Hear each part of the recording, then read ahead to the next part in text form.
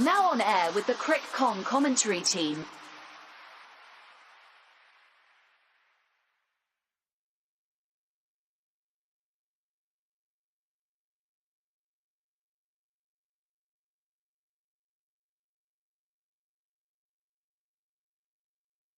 Hello and a happy Sunday to all the listeners on the Crick Kong Live podcast. I'm Dhanush Lavanya welcoming you all, and we are here for two blockbuster finals of two different tournaments altogether. One is the Chandigarh T20, also known as the Shahid Chandrasekhar Azad Memorial T20 Cup, which is coming to you live from the Sector 16 ground in Chandigarh, where two teams that finished up at number 3 and number 4 in the points table have made sure to beat the top two teams in the semi-finals and come face to face in the final. It is going to be Leisure Zone taking on the team that is Rock Zone, and Leisure Zone have won the toss and have elected to bat first. And looking into the side out there, Arjun Azad, the captain and one of the highest run scorers in the tournament, will be opening the batting. With him, there will be Tushar Joshi. Suryanarayan Yadav is the finisher, but currently being shown at the number 3 position. Gaurav Puri is a very handy middle order batter, along with wicketkeeper Mayank Sidhu. Arpit Pannu is the off spinner who is definitely going to make waves in the middle overs. Nipun Pandita, one of the highest wicket takers and the front line fast bowler for the Leisure Zone, along with Deepanj Butcher, who is also one of the highest run scorers. Hardik Chaudhary, a very good left arm spinner. Yuvraj Rai, a middle order batter, and Jatin Chikara, who is also in this playing 11 in the final. Looking into the Rock Zone playing 11, it is Shivam Bambari, one of the centurions in this tournament, opening the batting with captain Harnoor Singh. Then there is going to be Kunal Mahajan, Raman Bishnoi, Gaurav Gambhir, Satish Bharadwaj, Karan Kalia, Harish Kumar, Neil Dhaliwal, Chiragveer Singh, one of the highest wicket takers in the tournament, and Harshul Singla in the 11 of the Rock Zone. So the teams are all set, and I have Omkar with me. Welcome, Omkar. Two finals we have. First, we are starting with Chandigarh T20 and then the Lanka Premier League final. How excited are you? Very, very excited. I mean, surely we are in for two cracking matchups here. It's the finals, and everything is at stake here. Both the teams will be fighting it out, giving it all whenever they walk out on their field, and that means we are in for an exciting treat. Absolutely, it is going to be a treat for sure to all the listeners as well on the Crick Kong Live podcast. Do give in your opinions, do give in your thoughts and your feelings on how do you expect this game to be going on. As Arjun Azad and Deepanj Butcher are out here to bat, with Gaurav Gambhir, the off spinner, opening the bowling. And the first ball has been gently guided to the covers region, and it's a dot ball to begin with. But spin has been the go in this edition of the Chandigarh T20. Moreover, I can say in the second half of the tournament, Omkar, because the tournament is happening in one single ground itself. There has been in total 32 matches. This is the 33rd match happening at the Sector 16 ground in Chandigarh. So the wear and tear has happened. 2-3 wickets are definitely utilized. 2-3 different pitches are out there, and they are utilizing different tracks altogether. But as we see, one of the minus points, but a plus point for the spinners is if you host one whole tournament in one venue, then the pitch is going to wear out after a number of games. And when the tournament comes to the business, and that is the final league games of the tournament, that is where the spinners will get a lot of advantage. And that is what we saw as well last week. I did a couple of games, and I saw all the teams, the 4 teams that I covered, everyone made sure they had 3 spinners in their playing 11. So the spinners played a very impactful role, making sure that more than taking wickets, they were economical with their bowling. And today also the same thing has happened. Gaurav Gambhir has started up with the spin. Certainly, you said the right thing. I mean, as whenever you play a tournament on a single venue, the pitch certainly wears off, and there will be cracks on purchase, on offer for the spinners, and we can see Gambhir trying to attack that fuller length, trying to get the cracks into play, trying to put the batter under pressure. And just in the previous ball, Arjun Azad just misses one completely. He comes out of the crease, but fortunately, the keeper is unable to get a hold of it straight away. This time, once again, it is floated outside of. Azad tries to push it away on his front foot, but gets beaten on the outside edge. Keeper once again with a decent effort.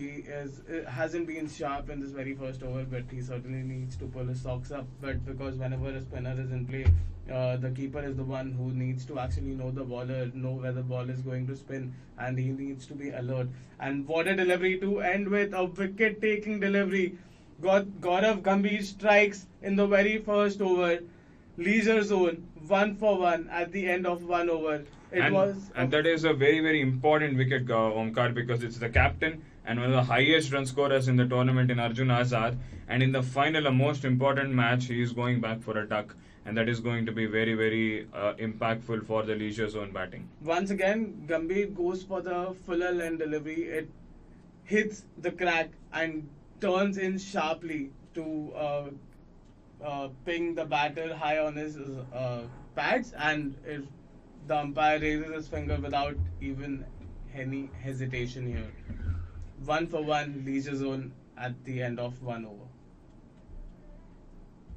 Hello नमस्ते सत श्री अकाल, मेरा नाम है आयुष रूंगटा और आप सुन रहे हैं मेरा शो स्टैट्स अनप्लग्ड क्रिकॉन्ग के इस बेहतरीन ऐप पे। आपका बहुत तहे दिल से स्वागत करना चाहूंगा। मैं शुक्रगुजार हूं कि आप हमारे साथ जुड़े और आपको बिल्कुल निराश नहीं करेंगे। जी हाँ, हम देते रहेंगे आपको ऐसी चटपटी खबरें, ऐसी बातें बताएंगे जो आपके होश उड़ा देंगी, आपने कभी नहीं सुनी होंगी। और अगर आप फैंटेसी लीग्स में एक्टिव है तो वहां पे भी जानने को मिलेंगे आपको बहुत अच्छे राज। तो फिर देर किस बात की, जुड़े रहिए हमारे साथ क्रिकॉन्ग के ऐप पे और मेरे पर्सनल पॉडकास्ट पे जिसका नाम है stats unplugged. This is your host, आपका दोस्त Ayush Rungta. Thank you. Ads कितने अनोइंग होते हैं ना।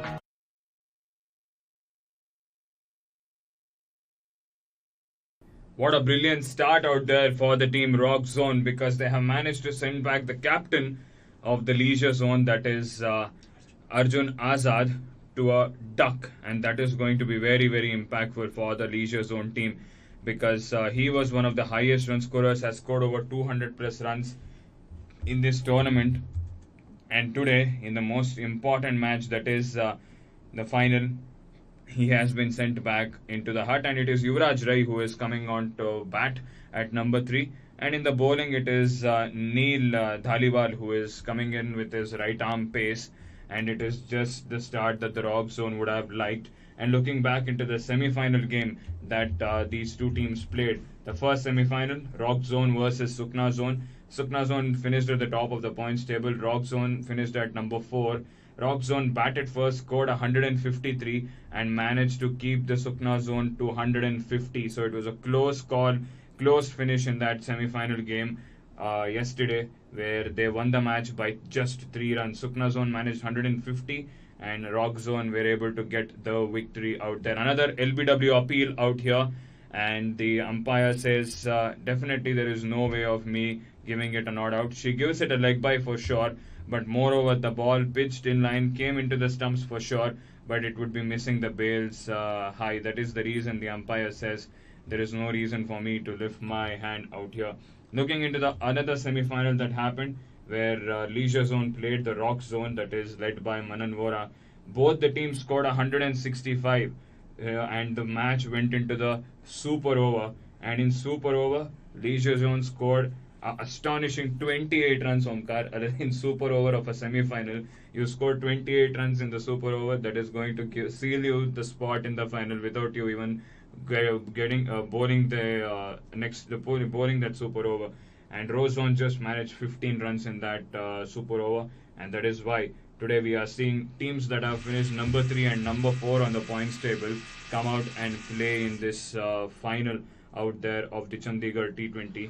And one thing I have to ask you, the knockout thing is the OG format, where we can say that the format has come from a long period of time, right from the 1980s, 1960s, when the World Cups have been played, where the top team is going to play the number 4th team, and the 2 and 3 will face off each other in the semi-finals. And I guess the only negative in that is the teams that are finished on the top one bad day, and everything, the work that they have done for one whole season, that goes into the dust. And I guess this semi-final is a better example for that. I mean, that is what sports is all about, right? That is, sports gives an opportunity to a team, whether you finish first or fourth, to win the cup. I mean, that has been the history, and certainly it is fascinating to see it happening in the Chandigarh T20 league. Nowadays, you have seen that in major events like the Indian T20 league or even the 100, the first team or the second team who end up first and second on the points table have a slight advantage on their hands, because they can seal a seat in the finals and even get another opportunity to make amends if they lose the first qualifier. I mean, that is just advantages to the teams that finish at the top half of the table. And certainly, looking at this format, the knockout format, it is certainly every game is crucial whenever this tournament comes at a business end, I feel. And this time, Neil has certainly set the tone here. He has backed his skills and only conceded a single of his 5 deliveries. I mean, Rock Zone starts the first over with a wicket-taking one, and the second one is could have been a maiden, but an unlucky leg bye for the batter. But lucky for the batter, but unlucky for the bowler. I mean, a short ball outside off stump. Yuvraj Rai dabs it to backward point for a single. He gets off the mark. Leisure Zone are 3 for 1 at the end of 2 overs. Hello, नमस्ते, सत श्री अकाल। मेरा नाम है आयुष रूंगटा और आप सुन रहे हैं मेरा शो स्टैट्स अनप्लग्ड क्रिकॉन्ग के इस बेहतरीन ऐप पे। आपका बहुत तहे दिल से स्वागत करना चाहूंगा। मैं शुक्रगुजार हूं कि आप हमारे साथ जुड़े और आपको बिल्कुल निराश नहीं करेंगे। जी हाँ, हम देते रहेंगे आपको ऐसी चटपटी खबरें, ऐसी बातें बताएंगे जो आपके होश उड़ा देंगी, आपने कभी नहीं सुनी होंगी। और अगर आप फैंटेसी लीग्स में एक्टिव है तो वहां पे भी जानने को मिलेंगे आपको बहुत अच्छे राज। तो फिर देर किस बात की, जुड़े रहिए हमारे साथ क्रिकॉन्ग के ऐप पे और मेरे पर्सनल पॉडकास्ट पे जिसका नाम है stats unplugged. This is your host, आपका दोस्त Ayush Rungta. Thank you. Ads कितने अनोइंग होते हैं ना, but do you know what's not annoying? Gaurav Gambhir is back into the attack. The score is 3 for 1 at 2.1 overs, and this is definitely not the start that the Leisure Zone would have hoped. And also, there are some concerns out there above the sky as well, because it is overcast out here, and anytime there are chances of the cloud bursting and a heavy rain possibility is there. This has been the running gag in a way, I can say, this whole tournament so far, because the earlier stages, the usual timings of the matches were 1:30 p.m. was the second game, and the first game used to be at morning 9:30 a.m. So the first day of the tournament itself saw both the matches get washed out, and after that, the third day saw one of the games getting washed out. Almost the first 5 days, only once a 9:30 match was able to happen. The rest of the 4 days, the 9:30 match was washed out because of heavy rain. And after the first 5-6 days of the tournament, when the tournament came into the middle phases, when teams had played like 3-4 games, that is when the rain kind of took a backseat and gave the opportunity for these players to come out and play and do their job. But today, in the most important final scenario as well, we are seeing the clouds out there on the skies, in the heavens. And I guess that factor will also be running in the mind, because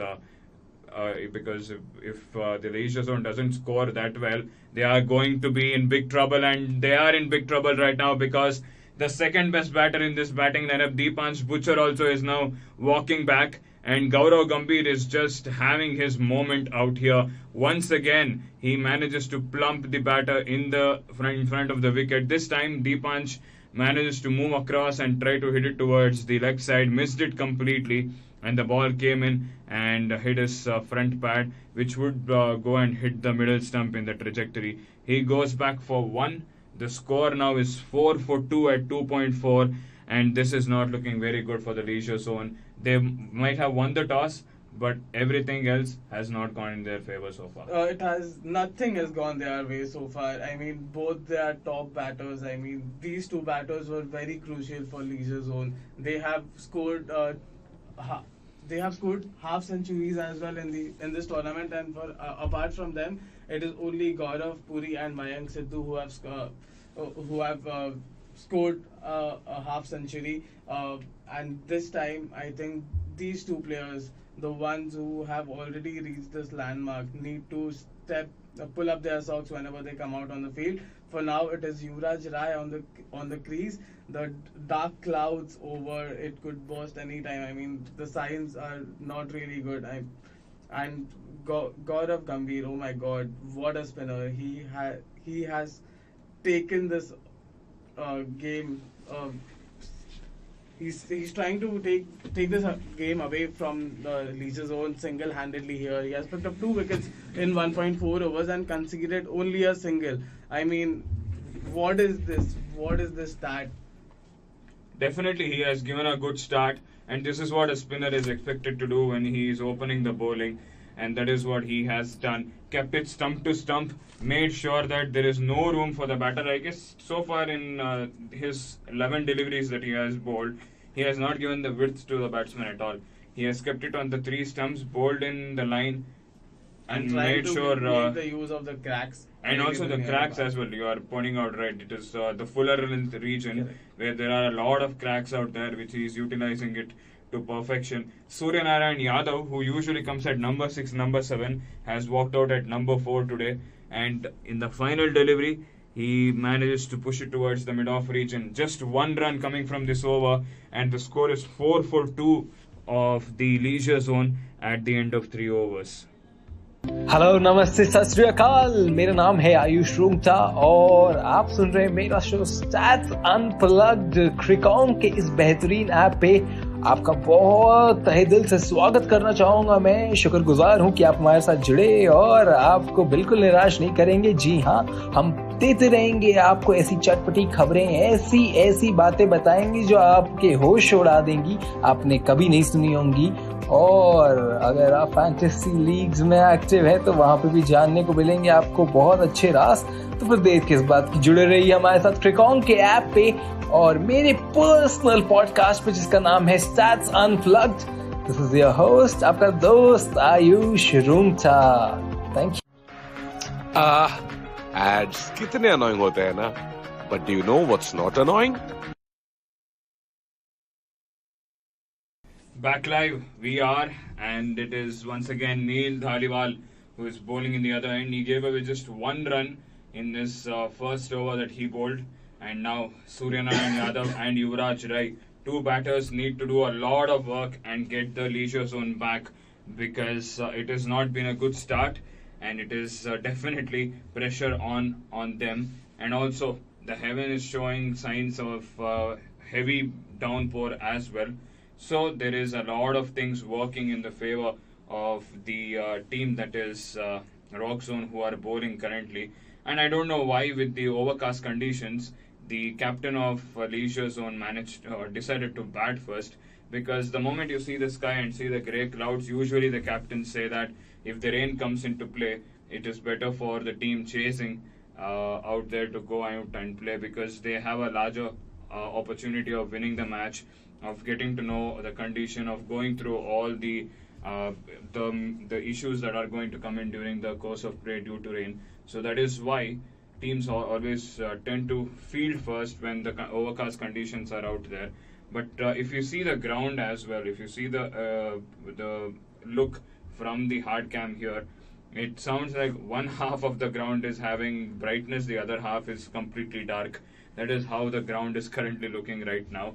And it is definitely an issue with the weather for sure, but concerns on the weather for sure. But more than that, I'm happy to see that people are coming in here in the Sector 16 ground and watching this game. A lot of young budding cricketers in Chandigarh are definitely wearing their whites and finished up their coaching and all those things, because around the ground itself there are all these practice nets being placed. So they have completed their coaching, they have done their Sunday coaching classes. They are now sitting and watching the matches along with a lot of people who are definitely turned up into this final of the Chandigarh T20, which is definitely an ode to the late great Chandrasekhar Azad, the freedom fighter.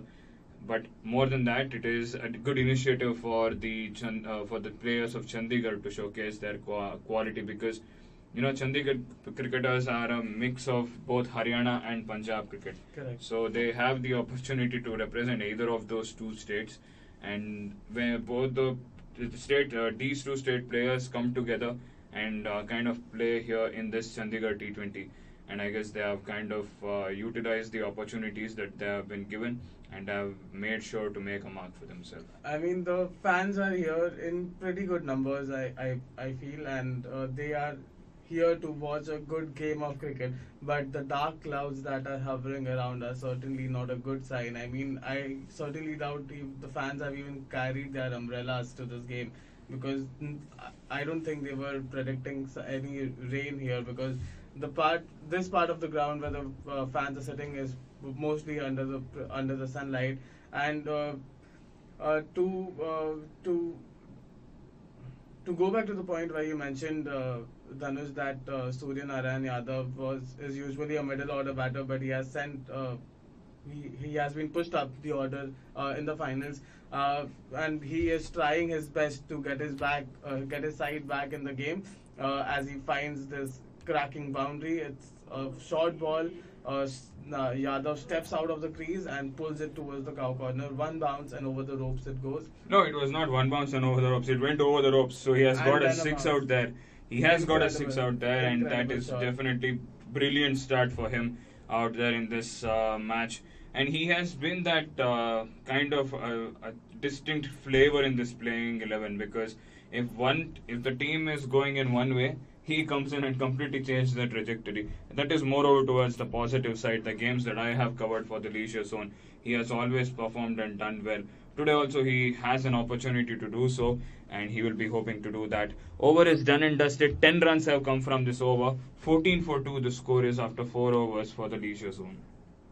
Hello नमस्ते सत श्री अकाल, मेरा नाम है आयुष रूंगटा और आप सुन रहे हैं मेरा शो स्टैट्स अनप्लग्ड क्रिकॉन के इस बेहतरीन ऐप पे। आपका बहुत तहे दिल से स्वागत करना चाहूंगा। मैं शुक्रगुजार हूं कि आप हमारे साथ जुड़े और आपको बिल्कुल निराश नहीं करेंगे। जी हाँ, हम देते रहेंगे आपको ऐसी चटपटी खबरें, ऐसी बातें बताएंगी जो आपके होश उड़ा देंगी, आपने कभी नहीं सुनी होंगी। और अगर आप फैंटेसी लीग्स में एक्टिव है तो वहां पे भी जानने को मिलेंगे आपको बहुत अच्छे राज। तो फिर देर किस बात की, जुड़े रहिए हमारे साथ क्रिकॉन के ऐप पे और मेरे पर्सनल पॉडकास्ट पे जिसका नाम है stats unplugged. Is that a dropped opportunity here? I mean, Gaurav Gambhir has been spectacular with the new ball. He has certainly applied the brakes right away for leisure zone inside the power play itself. He starts the fourth over. It is a full LN delivery. The batter tries to drive it down the park, but gets it slightly up in the air. He hits it upishly, but the mid-off fielder is unable to judge the ball. He tries to get low in front of him, but I think the ball just lands short, and that's why you can't say that it was a dropped opportunity as such, but certainly half a chance that goes up again for Rock Zone.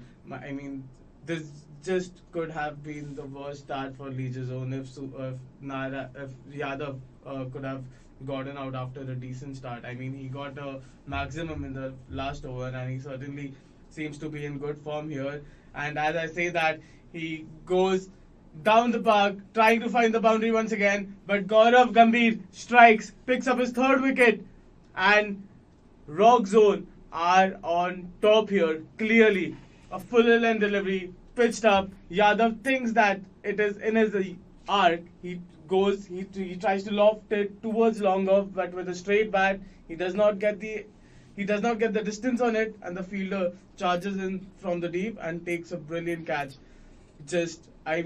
This is just a really, really poor start from Leisure Zone. That too in the finals. They are 15 for 3 in 4.3 overs. What do you feel about this, Dhanush? Well, this is definitely not the start, and especially Suryanarayan Yadav, someone I expected a lot to perform in this important contest, has to walk back out here. 15 for 3 the score is, and the concerns are looming out there for sure, because the rain might enter into the game in any time from now on. That is why the ground staff have completely have gotten the covers out there.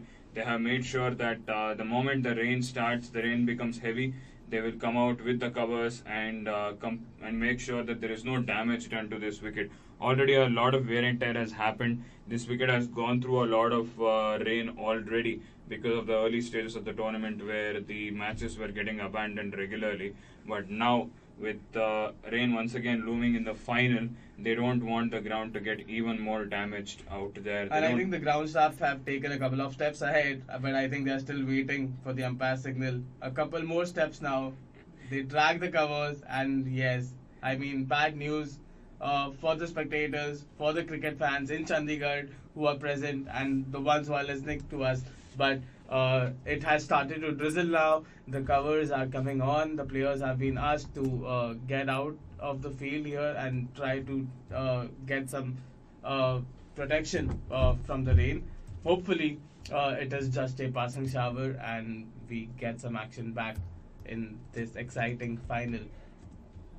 Yes, we will be getting some action for sure. I hope that it is a passing shower and nothing more else. But definitely, I will say the rock zone definitely more than the rock zone. I am saying the leisure zone needed some break out there because they did not have a good start out there, and I hope that they will be making sure that they will come back strong when they come out the second time to come out to bat. At 4.3 overs, it is 15 for 3, and we hope that they come back strong after the rain break. But until the rain break gets over, we will give you some good podcasts out for you to listen, and when the match restarts, we will be back, and we will hope that the rain doesn't take a large portion of this game. And until then, do listen to some good conversations out there. This final has started very, very rock solid according to the rock zone team's requirements. Let us see whether the team leisure zone come back strong after this.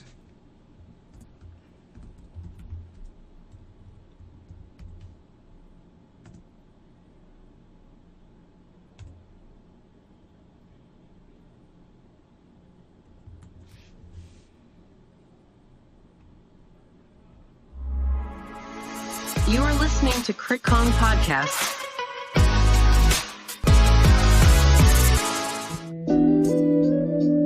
There are a lot of things Virat Kohli can't do in India. What would a normal day for Virat Kohli and family be in UK? A normal day, firstly now with our daughter, it's putting her to sleep first thing, then stepping out for, if it's an off day, of course, stepping out for breakfast somewhere, grab a quick coffee in the time that we get, and then come back to the room to be with our daughter again. And then whenever, priority is obviously making sure that we stay up to speed with her schedule, and whenever things are done, sorted in the room, then we step out for some time to ourselves, and just taking a stroll down the street is probably the most relaxing thing for the both of us. Just a stroll for Virat Kohli and his wife and daughter Vamika will be one of the best things to happen in their life. Is that fair to say? Absolutely. I mean, such is the reality of our lives back home. Can't complain about anything in life, but we have to adjust and move on with times. How our lives have evolved back home, you know what it's like. Thinking of just going down the street in India is not even a dream for us. It doesn't even arrive in our dreams anymore. Normalcy for any human being. At the end of the day, we're all human beings who just want some normalcy every now and then and just relax. So do you miss the Virat Kohli that used to go to Chuk Chuk Mein? Of course I do. And those... By the way, that's the local Chinese restaurant, which is a food truck, by the way, which Virat used to go. When Virat was chubby at that stage, is that fair to say? Yes, I was very chubby. Still I am very fond of food, but luckily I understood exactly what I need to do to stay at this level for till the time I play. And I still miss those days. It's not like those days are out of my memory. I still talk to my friends back home, talk about those days when we used to finish practice and go straight to this mini Chinese food van and just smash whatever we liked without caring about anything in the world. What was a dish that you used to have? I used to obviously eat everything back then. So chicken fried rice was my regular with chili chicken. Szechuan sauce? No, it's chili chicken. No Szechuan sauce, just chicken fried rice and chili chicken. A chubby Virat Kohli to a chiseled Virat Kohli, who is the epitome of what sport is all about today. When did that light bulb moment happen? It happened in 2012. Played the IPL in 2012, and the lead up to that was interesting because I had scored my first Test 100 in Australia in 2012, followed by that game against Sri Lanka in Hobart, where we chased that total down within 40 overs. That came out of nowhere. Honestly, I did not believe that I could do something like that at the international stage. It happened. Gave me so much belief from there, and then Asia Cup came, and I got 183 against Pakistan. On a Sunday, everyone was watching, so things really just turned in about 6 months for me. But I forgot the basics of the game. I started, becoming more desperate, and I thought, went too far ahead of myself. I thought, this IPL, I'm going to dominate everyone. But the moment IPL started, a few games which didn't go my way, and my mindset completely dropped to the other end. I was eating anything that came in sight. I was finishing, candy packets, 40 pieces a packet. I would finish 3 packets a week. I was eating horribly, sleeping horribly. My habits were all over the place. And I finished IPL. I remember I went home, came out of the shower first day, and I saw myself in the mirror, and I was ashamed. It was literally, I saw myself and I thought, I'm looking at another human being, and I told myself, look, if you want to play cricket at the highest level, this is not the way that you can manage. And from next day onwards, I changed everything about my diet, the way I trained, everything, and from then on it was just an obsession. August, September 2014 wasn't your best time in your life. You were struggling in England. That's the best way to put it. Come November, you go to Australia, you smash them, get 400s in 4 test matches. How did the transformation happen? What is the mental shift that happened in 2 months' time when you go from one continent to another? Playing at this level over a long period of time, you tend to go into a space where you become a bit insecure, you become fearful, you want to prove to people how good you are in different conditions. And to be honest, before that Australia tour, I was treating every foreign tour like more like an engineering exam that I have to pass somehow, and I have to show people that I can play at this level. But there I realized that once you're down and out, there was hardly anyone who came to help me. There was hardly anyone who was looking towards me and saying, listen, let's work together and try to get your game up to speed. Everyone was just going after me left, right and center. So I was like, am I playing to prove these people wrong? For what? I've got nothing to do with them, and they literally have nothing to contribute in my life. So I went back home. I was down for quite a bit. The great thing that happened at that stage was I realized who's with me, who's not. Things were filtered to an extent that I just got so relaxed when I went back home. I was like, okay, I've hit rock bottom now. No one believes in me. Everyone thinks I should not be playing Test cricket. So what can I do? I can just work as hard as I can. Went into a bubble. I went to Bombay as well. I called Sachin Tendulkar. I asked for his help. I said, see, I want to get my game right. I want to understand what it's like to score runs at this level. My mindset was simple. I went back home. I told myself, listen, you can't play Test cricket to show people that you can play in England and play in Australia and not get out. And if you don't score, it's no point. You play this game to make your team win. So my mindset was, I'm going to go to Australia, and how am I going to score runs against these guys? I wasn't going out there to survive. And from the time I got back home till the Australia tour, I promise you, I was visualizing every day when I was working out in the gym that I'm hitting Mitchell Johnson, I'm hitting these guys all over the park. And those things came to life eventually because I convinced myself to an extent. When I went there, I was absolutely fearless and things just started flowing. There were 2 instances in my life that happened with you there. And I realized I'm talking to the greatest cricketer ever. And in my books, one of the greatest sportsmen ever by far that I have met. I think you're the greatest. I don't want to put you on a pedestal, but I want to say this. One, when you were going through what you went through in 2014, I sent you a message saying, don't worry, Virat, a lot of players have gone through. You will get over it. And you sent me, Just wait and watch in a couple of months' time. And think, jeez, what a cocky guy. He's struggling. He can't put bat to ball, and he's saying, wait in 2 months' time. You go to Australia, you show what it is. It's not like you wanted to show it to me, but I reached out to you, but the answer I got was, don't worry, just wait and watch. So, are you born with this confidence, or do you earn this confidence along the journey? That's who I am. To be very honest, that's who I've always been. The background of my journey is not many people know about the background of my journey. I've been speaking to and consulting with the same coach since I was 8 years old, since I stepped foot into my cricket academy, which I learnt everything from. My coach Rajkumar Sharma, I still speak to him now. When I was speaking to him a couple of days back, and your perspective in life changes every now and then. As I said, with fame, with money, and with success, there are too many people who become close to you, and you tend to sort of forget from the core of your heart who you really are. But this is the guy I've always been, and the beautiful thing about my journey from a young age group has been that I was part of an academy where no one was talking about that academy or that club. So for me, the only way up was, if someone's getting 100, I have to get 200. Otherwise, no one's going to notice me. And I had that fire inside me all the time, and that's exactly what I did to come up the ranks. I scored so many runs that people could not ignore me, because that was my only driving force, and that actually came from the example that my father set for me. There was a time in my life where there was an opportunity. I was selected for under 14 Delhi team, and then I was dropped at 1 a.m. because of some complications. And what happens in state levels. Someone was preferred over me because of some compensations that were done and stuff like that. So same was offered to my father as well, that if you can, maybe he can get into the team after 2 games. So my father straight away said, I'm not going to pay a single penny to make him play.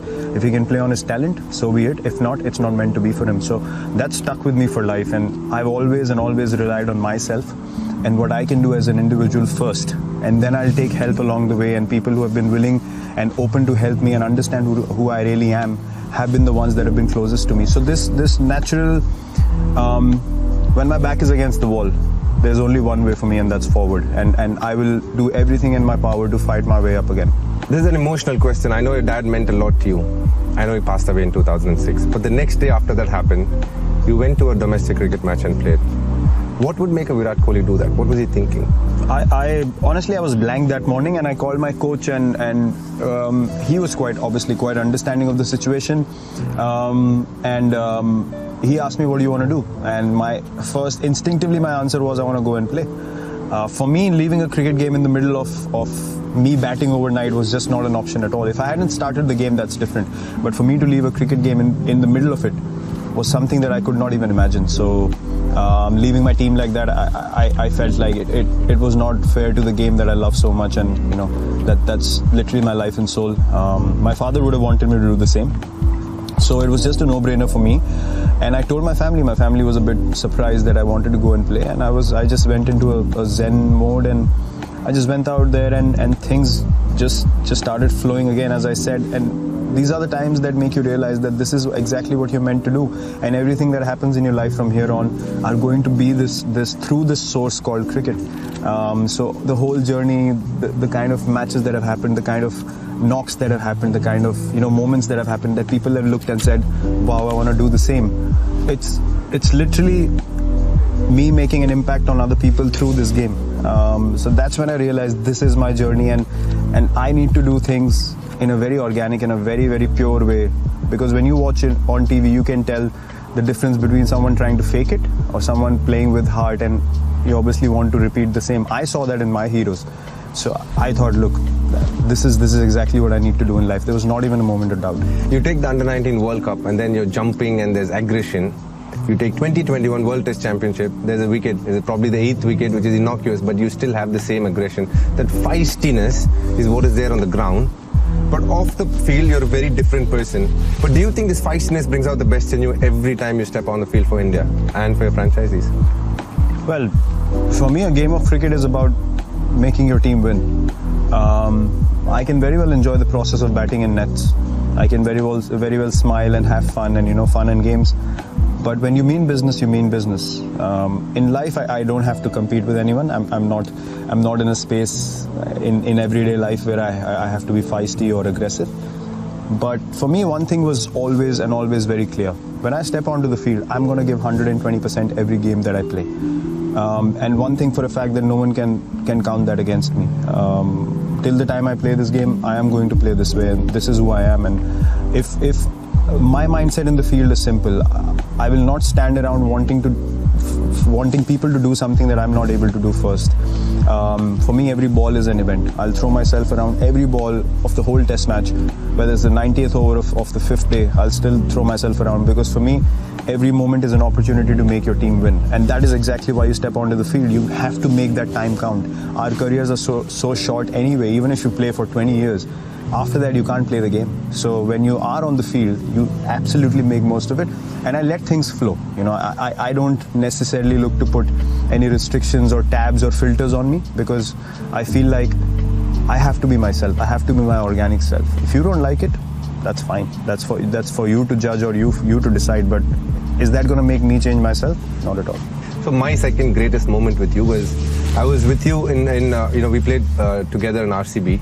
So and we were just chatting, and we had an England tour coming forward. And I remember I was just chatting to you about a game, and I'm like, "What are you doing, Virat?" And he said, "No, I'm just visualizing me playing at Lords, and I'm already scored 100." And I'm thinking, absolutely mad guy. What is he talking about? So 2 months later, what is this process of visualization that you speak about, and how important has it been in your journey so far? Massive. For me, as I said before that Australia tour, as I pointed out, honestly, I mean, if you had told me, anyone who would have known what I'm doing in those sessions leading up to the Australia tour, where I was visualizing taking on probably the most dangerous bowler in the world at the moment, Mitchell Johnson, and someone would have told me you're a fool, that you're literally going in there and wanting to get under his skin or taking him on straight away. But for me, there always have been two options for me. Either it's fight or flight, and I've never taken flight. I've never taken flight. For me, that's just not because look, I can take flight if I can't sleep peacefully at night. For me, it's not worth it. I might as well take the fight. If I fail, I know that I took the right option, and that gives me peace. For me, when I leave the field, as I just said, I need to be able to know that I've given everything I had, and I sleep like a baby. There is nothing else that can distract me then, because in my potential as a human being, God has blessed me with a healthy mind, healthy body, an opportunity which everyone wants. So I have to be honest to that. I have to live up to that. So for me, these things are just a process, just a part of the process, which is you keep moving forward. You keep taking the positive option. Whether you get success or not, that's irrelevant, but never take a backward step. 2014, you play against England, not a great series. Are you one of those guys like, how dare you get me out? Because the next times you've seen England, you've been the highest run scorer in India, you were the highest run scorer again when you played England. So is it a question of, you can't do this to me, I'm the best going around. Every time I see you, I'm going to knock you down. Is that a kind of attitude that you possess? Or it's just a process and it just happened? Look, when I step onto the field, I have to believe that I'm the best. Because my mindset, as I said, was very clear from the first time I started playing this game. I'm not going to allow anyone to think that I'm just a pushover on the field. It's not to disrespect anyone, but it's belief in my own abilities. That fine, you have the ball in hand, but if you get it wrong, you're getting hit for runs. And I'm going to stand here all day. If you get me out and you bowl a great spell, hats off to you. But the next time I'm going to be here again. So make sure that you bring your A game. And that's the mindset that I try and get into invariably. Because look, at this level, people are going to eat you up. If you show them any vulnerability or fears, they're going to eat you up. So for me, I just have to be as fearless as I can. And even if I get out, I want to get out on my terms. If I get out in confusion, it bothers me a lot, because I just don't like the feeling of not knowing what's going on. I might as well make a silly mistake and know this is what I need to correct. Everything else is fine. So I don't go, as I said, I don't go out there anymore to prove anyone wrong. But I put myself in a position where I want to do special things. I want us to win special series. I know you're a big fan of Ronaldo. What do you like about him? The thing I admire about him is that he's probably had people, I won't say disliking him, but disregarding a lot of what he's done over the years, and just his mental strength to just keep going, just being the best in the world. I agree Messi probably has more natural ability, but for this guy to do what he's done day in, day out, and to keep that kind of discipline, to stay at the top of his game for 15 years, it's, for me, that is the epitome of professionalism and discipline, and what mindset can do to an individual. Every time he plays, people know that something special could happen, and that's what I admire about him. You're a very rooted guy, you're a family guy.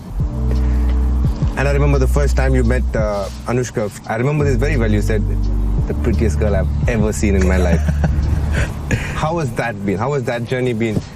The time that you were together and then post-marriage, how has that journey been? Well, it's...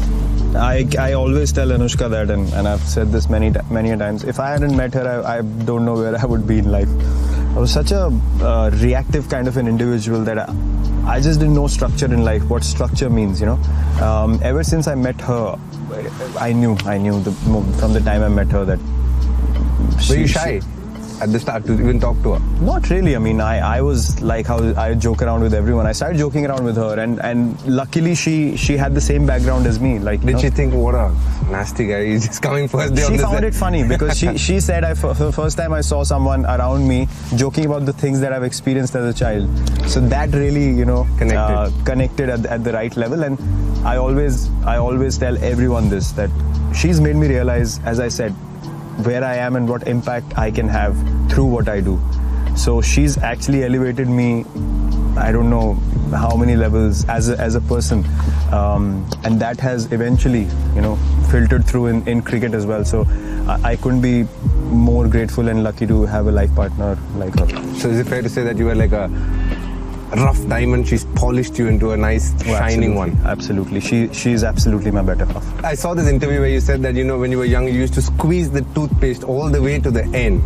Today you have such nasty habits. I know things like OCD issues, like keeping everything in a bag, in a box. You come to your room, your shoes are in one direction, your bat is in a certain place. Where did this come about, the cleanliness?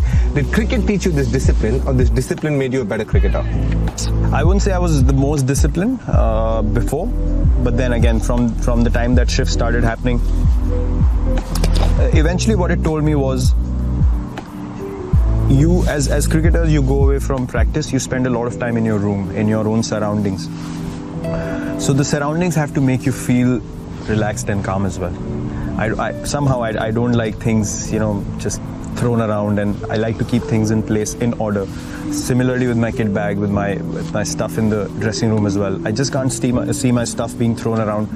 I like a bit of structure there because it makes me feel aligned, it makes me feel relaxed, calm, that, you know, again, that's part of my process as a human being. Am I being respectful to my surroundings as well? Am I doing what I'm supposed to do, or am I treating the dressing room like a garbage bin that I can throw everything around? No, that for me is unacceptable. I draw my own boundaries, and I make sure that within that I keep everything clean and nice. You have a social media following on one certain platform, about 140 million, which is 2.5 times the population of UK. So that's a lot of people who admire you, who follow you, who love you. I know to a certain extent what you think about the social media, but what would your advice be to the young boy and girl? How do they deal with social media? The only way to deal with social media is, I can relate that example to that 2014 tour and what happened after. It does not matter at all what people have to say about stuff that you post, stuff that you do online. At the end of the day, you have to stay true to why you did what you did. Does that make you feel happy? Is that happening with pure involvement? Is that coming from an organic source? As long as that's the answer, you don't need to worry about what 5 people have to say about you in the comment section. Because I know for a fact people do get affected by this. People take it very, very seriously. And for me, that's just noise. At the end of the day, those are letters typed by someone in a comment section. Why should it bother anyone? Why give that much importance to a person you have no idea who that person is? Stay true to who you are. As an individual, realize your own potential and what you can do with your life. Utilize social media for the right reasons. Don't let it control you. Have control over it to an extent where you know exactly what you need to do with it. And me and Anushka both follow the same thing. She says the same thing. Don't let social media control you.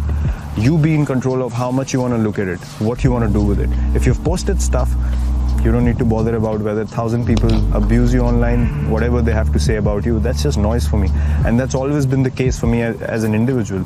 I've been booed by 40,000-50,000 people regularly when I enter the stadium. If I start focusing on those 50,000, I can't play a ball. For me, that's an opportunity. That's an opportunity for me to say, okay, fine, things are stacked up against me. Let me test myself how good I am. So I think the same thing can be applied in that regard as well. One of the things that I have noticed, you reach out to the young boys.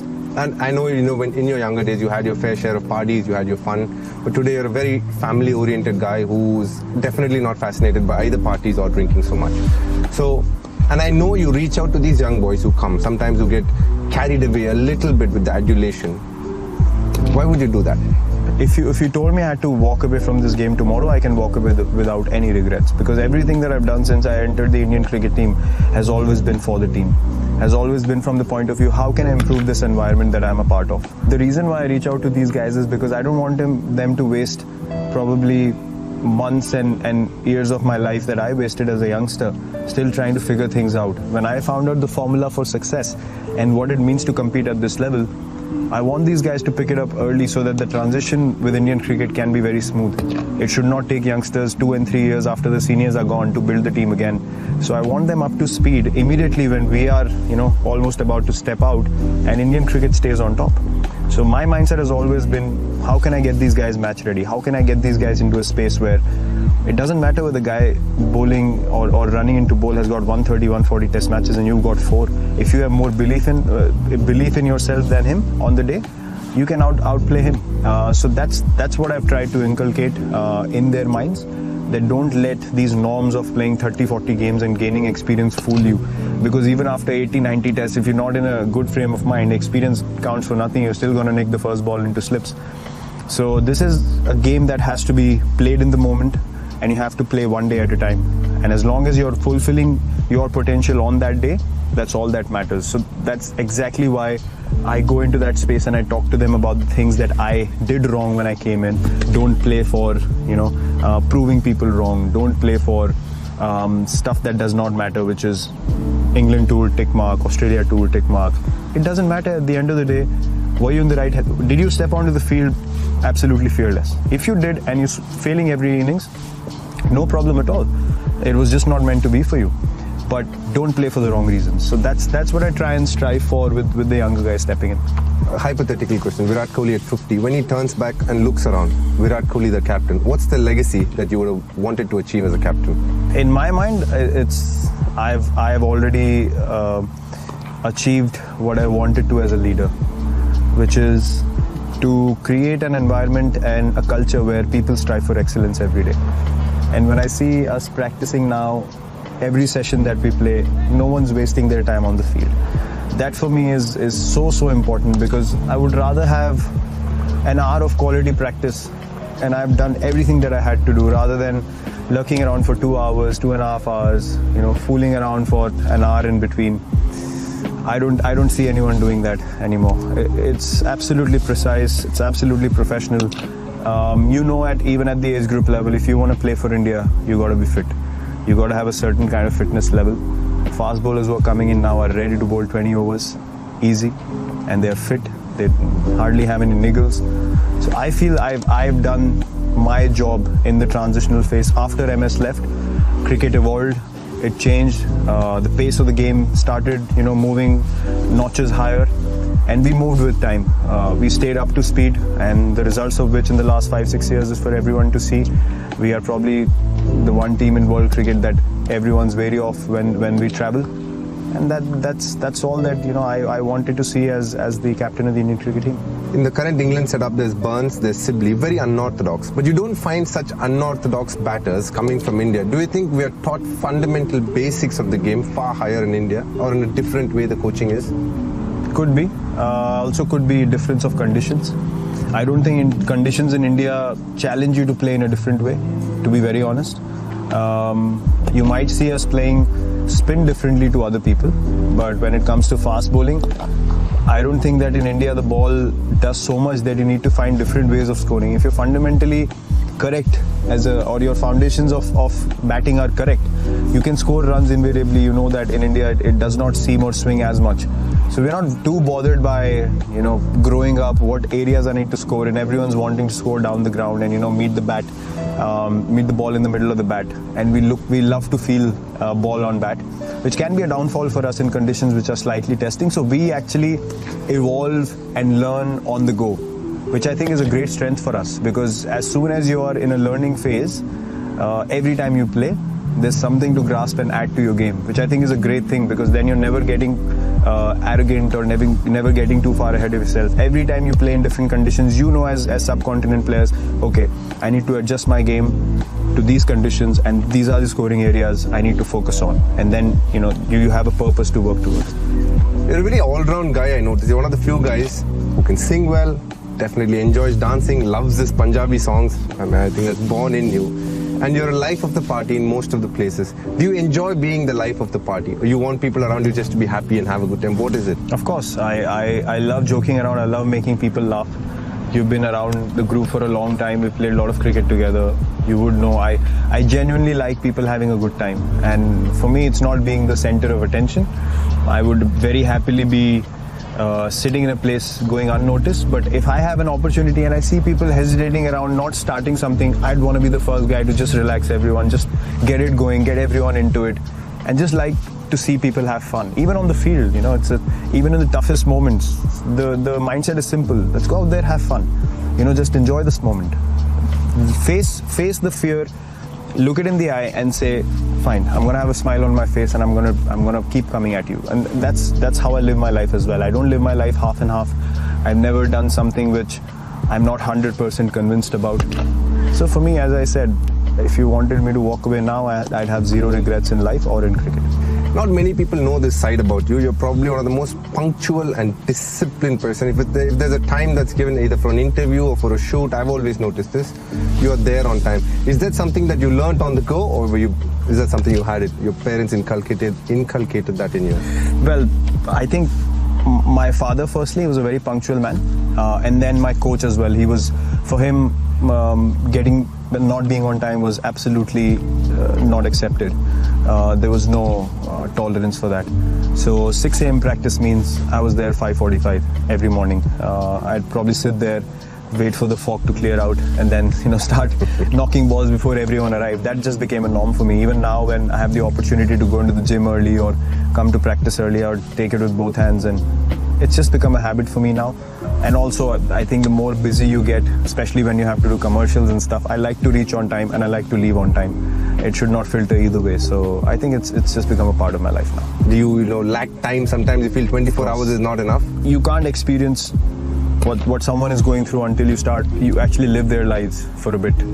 From the outside, from people's point of view, yes, they can look at my life and say, oh, he's got everything. But at the end of the day, what you really need is to be happy in your heart and enjoy what you do on a daily basis. And most of the times there is lack of time, there is restrictions on time, so you have to look to make time for yourself, and eventually then you have to prioritize what you want to do in life. So I think I'm in that phase now where moving forward I'll have to prioritize things that absolutely mean the world to me and things that don't, and start filtering stuff out, which is the next transitional phase for me. Do you think in 15 years time international cricket will have 3 formats? That's a tough one. It depends on the quality of cricket, to be fair. Test cricket probably would have been in trouble, say, 3 years back as well. But I think it's the players that keep Test cricket alive. To be very honest, if we didn't have the mindset to play Test cricket and be so passionate for it, that would have taken a huge hit. Or that would have given a huge blow to Test cricket all over the world. I can absolutely assure you that. World Test Championship is a very, very positive move in the right direction. There's everything at stake in every Test match that you play. And I think it all depends what the players want from Test cricket. If Test cricket is looked at as just a format where you don't want to put an effort for 5 days, there's no survival for Test cricket. If watching Test cricket on television, people feel like, I don't want to miss a ball because these 11 guys versus these 11 guys are going to go at each other for 5 days to get a result, that's eventually what's going to keep Test cricket alive. Whether you like it or not, you're the torchbearer for Test cricket right now. And you know for a fact there are probably only 3 or 4 nations competing. The others are struggling in various departments for various reasons. What would you tell them? How can they get up to speed with the rest of the cricketing nations which are competing against each other, and then the rest have just fallen away a bit? How do you think that can get a little better? Well, I think firstly, you need to be honest with yourself. I mean, Test cricket is tough. I mean, even when you're one of the top teams in the world, or probably the best Test team in the world over the last few years, you can still go into a space where you probably don't want it. At certain stages you feel like, for 5 days, do I want to do this again? So you really need to be absolutely honest with yourself.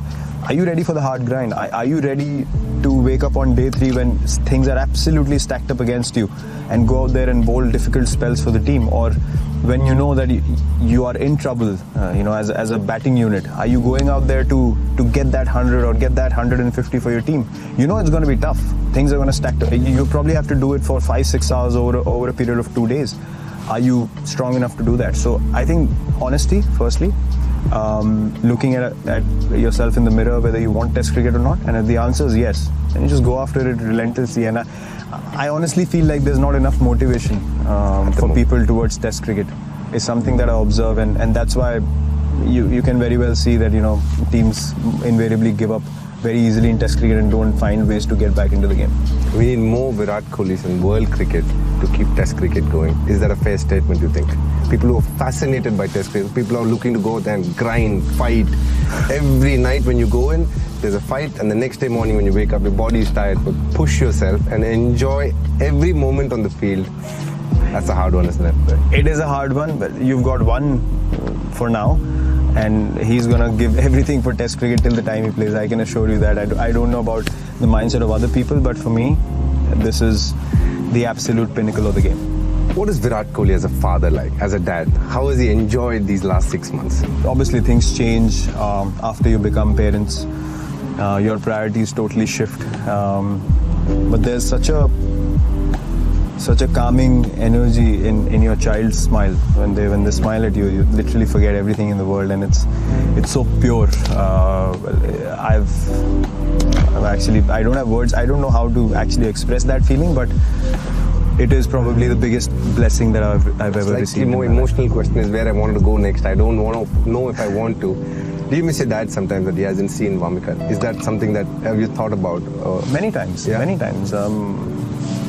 Vamika now, obviously, this is one of the things that I would have loved for him to see, because he actually passed away before I even played for India, so he hasn't seen me play for India. Obviously, now with our daughter, I know I see the happiness on my mother's face. Anushka's parents, for them, it's his first grandchild. I see how happy they get. So yeah, those are moments where you sit down and think, what if he was still here? But then again, God has a plan for everyone, so I never doubt God's plan.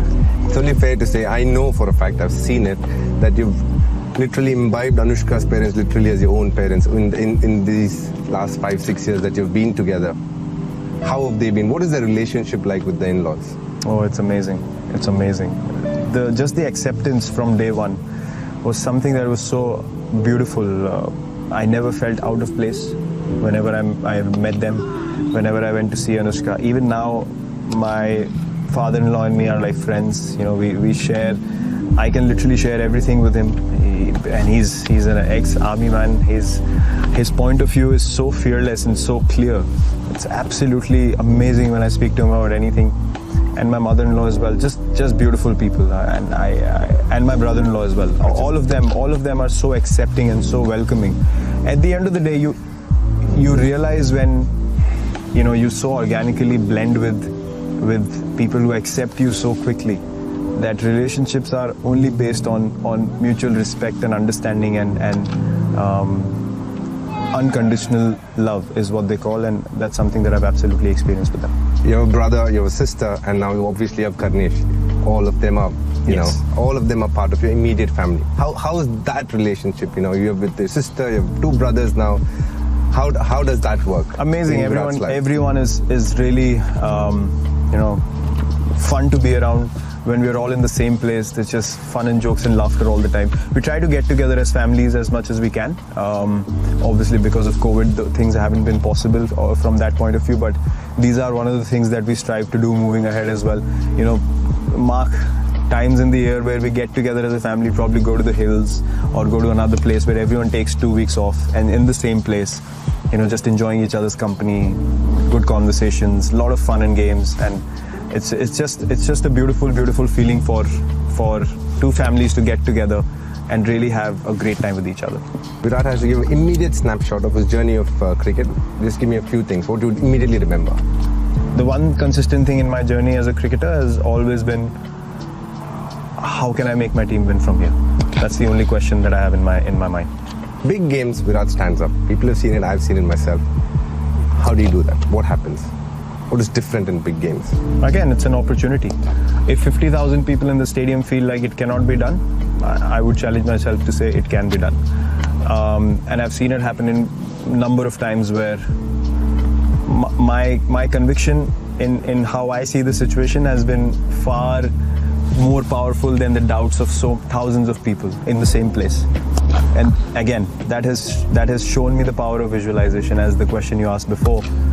In any situation, I believe I can do it, and things start following that way. Australia, done. You were the captain. England, unconquered territory. 2 questions there. What does it mean for Virat Kohli to win a series in England, a test series in England? What does it take to win a test series in England?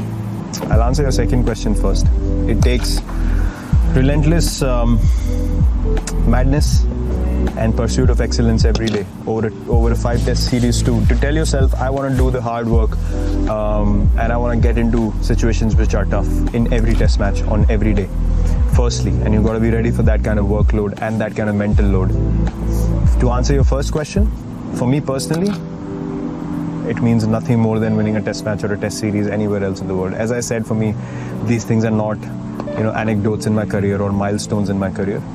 If we step onto the field and we compete and we are looking to win every test match, that's what matters more to me, because again, that's a culture. These are results. For Indian cricket, yes, it'll be a huge thing. We've done it before, we can do it again. But this culture is what is more dear to me, and I will do everything in my ability. Even if we lose a test match, I want us to go for the win and not surrender or try to save a test match on day 3 or day 4. That for me just not acceptable. So for me, as I said, milestones don't matter at all. If I had played for milestones in my career, I probably wouldn't have half of what I have right now. So my mindset is pretty clear, and for us, it's just pursuit of excellence.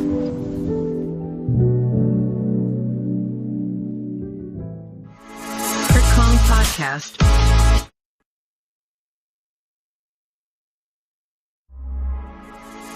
You are listening to Crick Kong Podcast.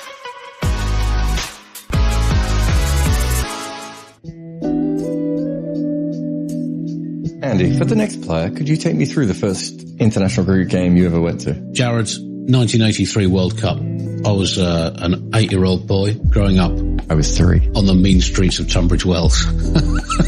Tunbridge Wells, for those who don't know it, is essentially the most Tory town in Britain, therefore the universe. And for some reason it was given a World Cup match. Now, it's hard to understand that now, but in 1983 they gave Tunbridge Wells, which essentially had a pavilion and some deck chairs, it got a World Cup match. In the 99 World Cup, India played South Africa in Hove, I think, which again was it's a bigger ground than Tunbridge Wells. But in 92 World Cup, even that Pakistan game might have been played in Ballarat. There was a game in Ballarat. I'm just saying, Ballarat. So there's kind of long lost days of little towns hosting World Cup matches.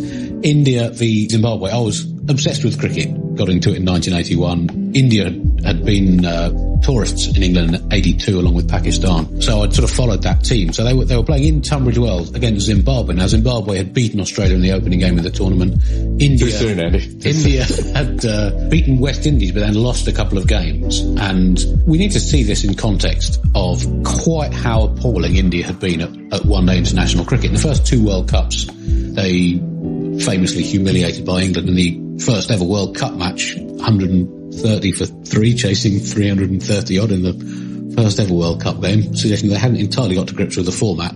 Next World Cup, they lost to Sri Lanka. They were the first test team to lose. And that's why Sri Lanka ended up getting test status, yeah? And so they came into the 83 World Cup. They'd had the worst record of the 6 test-playing nations between 79 and 82, not including Sri Lanka, who'd just become a test nation in 82. India had comfortably the worst record in one-day international cricket, had the least effective bowling attack and the 5th out of 6th best batting lineup in ODI cricket in between the 2 World Cups. They'd only played 6 one-day internationals at home, ever. They played that many last week.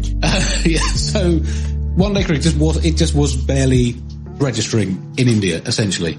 And against Zimbabwe, who had a very strong team and certainly the strongest non-test playing team in the world. Tracos, Fletcher. So Tracos played Test cricket for South Africa in 1970. Duncan Fletcher, Dave Houghton, who became an outstanding Test player. Andy Pycroft had Peter Rawson was a very good opening bowler. Kevin Curran, the father of the... Kevin Curran, the Currans. Graham Hick was in the squad but didn't play. 17-year-old Graham Hick. They were a good, and they were also a brilliant fielding team. So they had some licks, as they would say. So India went into bat, and they were a 9 for 4. Gavaskar got a duck, then 17 for 5. Kapil Dev came in at 9 for 4. He was batting at number 6. So basically, their World Cup was on the precipice of catastrophe. If they'd lost, they weren't necessarily out if they'd lost that, but they were almost certainly heading that way. Kapil Dev batting at 6, 175 not out. Of 138 deliveries, he hit 6 sixes into Tunbridge Wells' famous rhododendrons. It is still comfortably the highest proportion of a team's runs. I think they end up 266 for 8 from memory. I do have the internet, I could check. Yeah. From memory. But the point is, he got 6. So it's still the highest percentage of runs? By someone batting at 6 or lower in any one-day international in a team's... It's not as sexy when you said 6 or lower, but that's fine. No, but it's still, it was an impressive innings. Yeah. Unquestionably. And India defended that total and went on to win the World Cup. You could make an argument that it was one of the most influential single innings ever played, because if he'd not succeeded, and this was his only one-day international century in his entire He changed cricket by beating a non-test playing nation. Yes. So when people go, associates and minnow cricket, well, wait a minute. In this particular case, this was a team that it would take them almost another 10 years to get test status, right? Had he not done what he did, today we'd be watching the Canadian Premier League, not the Indian Premier League. Is that what you're saying? Yes, that's what I'm saying. I think it was a hugely pivotal innings in the evolution of cricket, because I think India would have been knocked out had they lost that. Had he got out, then almost certainly India would lose that game. Zimbabwe had a decent batting lineup. They reached 200 on a few occasions in that. They stepped over 200 against Australia, didn't they? They ended up 230 odd in that game in Tunbridge Wells, although my dad made me go home for supper at about 70 for 3 or something. But I missed seeing Duncan Fletcher knock a few around. And then India went on and won the tournament, and that kicked off the one-day cricket boom. Kicked off everything. It kicked off the world. And the next World Cup was in Asia, and one-day cricket exploded. Mate, when I used to work part-time for a publisher, and you get all these cricket books. Every third book was about Indian cricket, right? Because I did all the cricket stuff. And all of them were from 1983 onwards. It was like before 1983 did not exist. I've heard so much about that innings, and I've heard a lot about the catch, and we'll talk about the catch in a minute. What did he bowl like? Because I would have thought pretty handy conditions for him as a bowler. Yeah, so this was the interesting thing about that Indian team that won that tournament. In the whole tournament, so that's 8 matches that they played, 5 wickets by spinners. Essentially, it was an attack of medium pacers. Kapil Dev himself, he was a bit quicker than that at the time. Just incidentally, on that innings in Tunbridge Wells, he scored 175 off 23 overs, 138 balls. The rest of India managed 79 for 8 off 37 overs. But that in it was 266 for 8. It's still the highest score by anyone batting 5 or lower in one-day international cricket, and they've now played almost 4,000 more one-day internationals since then. He added 188 runs with Madan Lal and Syed Kirmani for the 8th and 9th wickets. It's still the second most runs added after the fall of the 7th wicket in a one-day international innings. For any stats fans out there. But how did he bowl? How did he bowl? Sorry, you did ask about bowling, but I got distracted by his wonderful batting. In the tournament, 12 wickets, average 20, economy rate 2.9. And you look at the rest of that Indian bowling attack, Madan Lal, 17 wickets, average 16. Roger Binney, 18 wickets, average 18. Balwinder Sandhu, 8 wickets, average 37, but a tidy economy rate 3.5. Mahinda Amarnath, 8 wickets in the tournament, average 22, but 5 of those were in the semi-final and final. And he did not take another one-day international wicket for over 18 months after taking 5 in the semi-final and final of a World Cup combined. So the final, they didn't set many, did they? 180? 181. 181. And should we get a scorecard up for that? Why not? And Kapil Dev slogged a couple at the end. Yeah, he got a 15 off 8, so 183 all out. if I remember correctly, West Indies were 51 for 2. Well, they were 50 for 1 when Desmond Haynes that's close. was out. Viv then looked like he was winning the game, having scored a famous century in the 1979 World Cup final. Arguably, you could say still peak Viv, which was, he was pretty much in the middle of peak Viv in 1983, was probably the best one-day batsman of all time. You don't even need to say peak Viv. I think even if you look at the bits of his career where he wasn't as good, I still think pound for pound he's the best one-day batsman there has ever been. Yeah. He was so much better than everyone else in his era at runs and strike rate. Yes. So there have been players who have been better on strike rate and there have been players who have been better on runs, but he did both. From 76 to 86, he averaged just under 6, I think it was about 58, strike rate of 90. And only one player was anywhere near him on both of those counts. That was Zahir Abbas, tremendous one-day player, averaged, I think, 47, strike rate 84. But in terms of average, the next best average was 48. 10 runs below him. That was Ian Chappell. And apart from Kapildev and Lance Gaines, who had down the order and had sort of low averages, no one was near Viv on strike rate. He was playing pretty much a different sport to every other one-day international cricketer. In the final at Lords, he was bowled a ball by, was it Maiden Lal? Yeah. Maiden Lal, who basically ran in quicker than he bowled. Yes, he did. And what was interesting about that Indian bowling attack, just gave some of their stats, every single one of the Indian bowling attack significantly outperformed their career stats. They'd all been averaging over 30, in some cases well over 30, before the tournament. They come in and all of them, apart from Sandhu, averaged low 20s or in the teens. It was an extraordinary little outburst of brilliance from Indian trundlers. Viv Richards in the final, 33 off 27 balls, and Madan Lal bowled him this ball. He hoofs it over the leg side. Kapildev running back. He's in the circle, isn't he? Over his shoulder. Yeah. It's not as brilliant a catch when we look at modern cricket. No. But considering that running back over your shoulder wasn't that common at that time, the pressure because of who had the top edge of the ball. You got to factor that in. He had what? A few 3-4 seconds, I think. Yeah. This is Viv Richards I've got to catch here. And at a World Cup final, there are sometimes when you go back and you see, Ali versus Liston or whatever, and you're like, wow, that's a and then sometimes you go back and you're just like, oh, that's not much. This one is a bit more like that, but when you factor in all the actual extra details around it and the athleticism, it wasn't like Indian fielders in general were running back over their shoulder in 1983. I mean, they weren't doing that in 2011 that much. Would Virender Sehwag have taken that catch at any point in his career? No. He wouldn't have dropped it though, because he wouldn't have got there within 20 yards of it.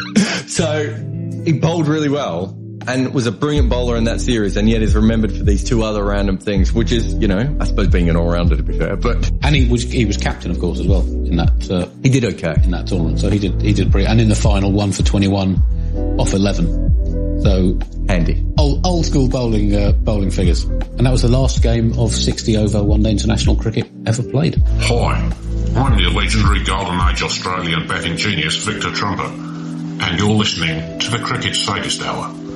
Sorry, that's wrong. I'm not Victor Trumper, but you are listening to the Cricket Statist Hour. My mistake. All right, let's fast forward a little bit to 2003. So 2003, Australia don't lose the game, and they are seen as this invincible force. But I want to talk about Michael Bevan because he was one of the most important one-day players of all time, but also because I think that World Cup is slightly misremembered because Australia didn't end up losing a game, whereas actually they were in trouble against Pakistan in one of the early games when Andrew Symonds basically blossomed into the Andrew Symonds that we all... Oh, I've always thought of Andrew Symonds as a blossom. Kent's own Andrew Symonds. So they got away with that game, and then it was Michael Bevan that actually did something. By the time they got to the finals, they didn't really need Michael Bevan. But to get there, he was much more important. For those who don't know much about Michael Bevan, very similar player in many ways to MS Dhoni. He's almost, if you think about it, a mix of Arjuna Ranatunga and MS Dhoni. Yes, but in terms of the evolution of the one-day batsman, one-day finisher. In that, very hard to stop him from scoring. He liked to take the game very deep. He used the bat face in a way that no one had ever really thought about before, which you now see people like, when Virat Kohli started hitting the ball through backward point when people would bowl wide to him. Bevan was doing those sorts of things in the mid-90s when people weren't even thinking about it as a tactic. Incredible runner between the wickets. He might have been the quickest player between the wickets in the 90s. Brilliant placer of the ball. premeditated batsman. Quite often would think, this is where I'm going to hit my singles, this is where I'm going to hit my twos, this is where I'm going to hit my boundaries. He had an almost mechanical mind. He was the first ever finisher. We didn't even have the phrase finisher or closer before him, and it was invented for him because he did it so many times. There's that famous one-day game where he hit a boundary off the last ball to win the game for Australia when I think they were about 7 for 74, chasing 173, and he got them home off the last ball with a 4 off Roger Harper in one of the 7 games Roger Harper was allowed to bowl. And I think he's got the 4th highest ODI batting average of all time. And one of the players above him is Ryan Tenduskarta, who, you know, no slight off him, because I think he would have been a top-level international player as well. But a lot of his runs come against you and me. I don't know how many times he played Guernsey. Do you want a quick fact? Is it about Michael Bevan? Associate cricket, which I discovered the other day. I did some research for the World Cup programme. Mohammed Nabi of Afghanistan has played for Afghanistan against 45 different countries. Wow. Is that the record? I assume it's the record. Because I can't imagine anyone else has gone through the ranks in the way that Afghanistan has. He first played for them in 2003 against a Pakistan provincial side.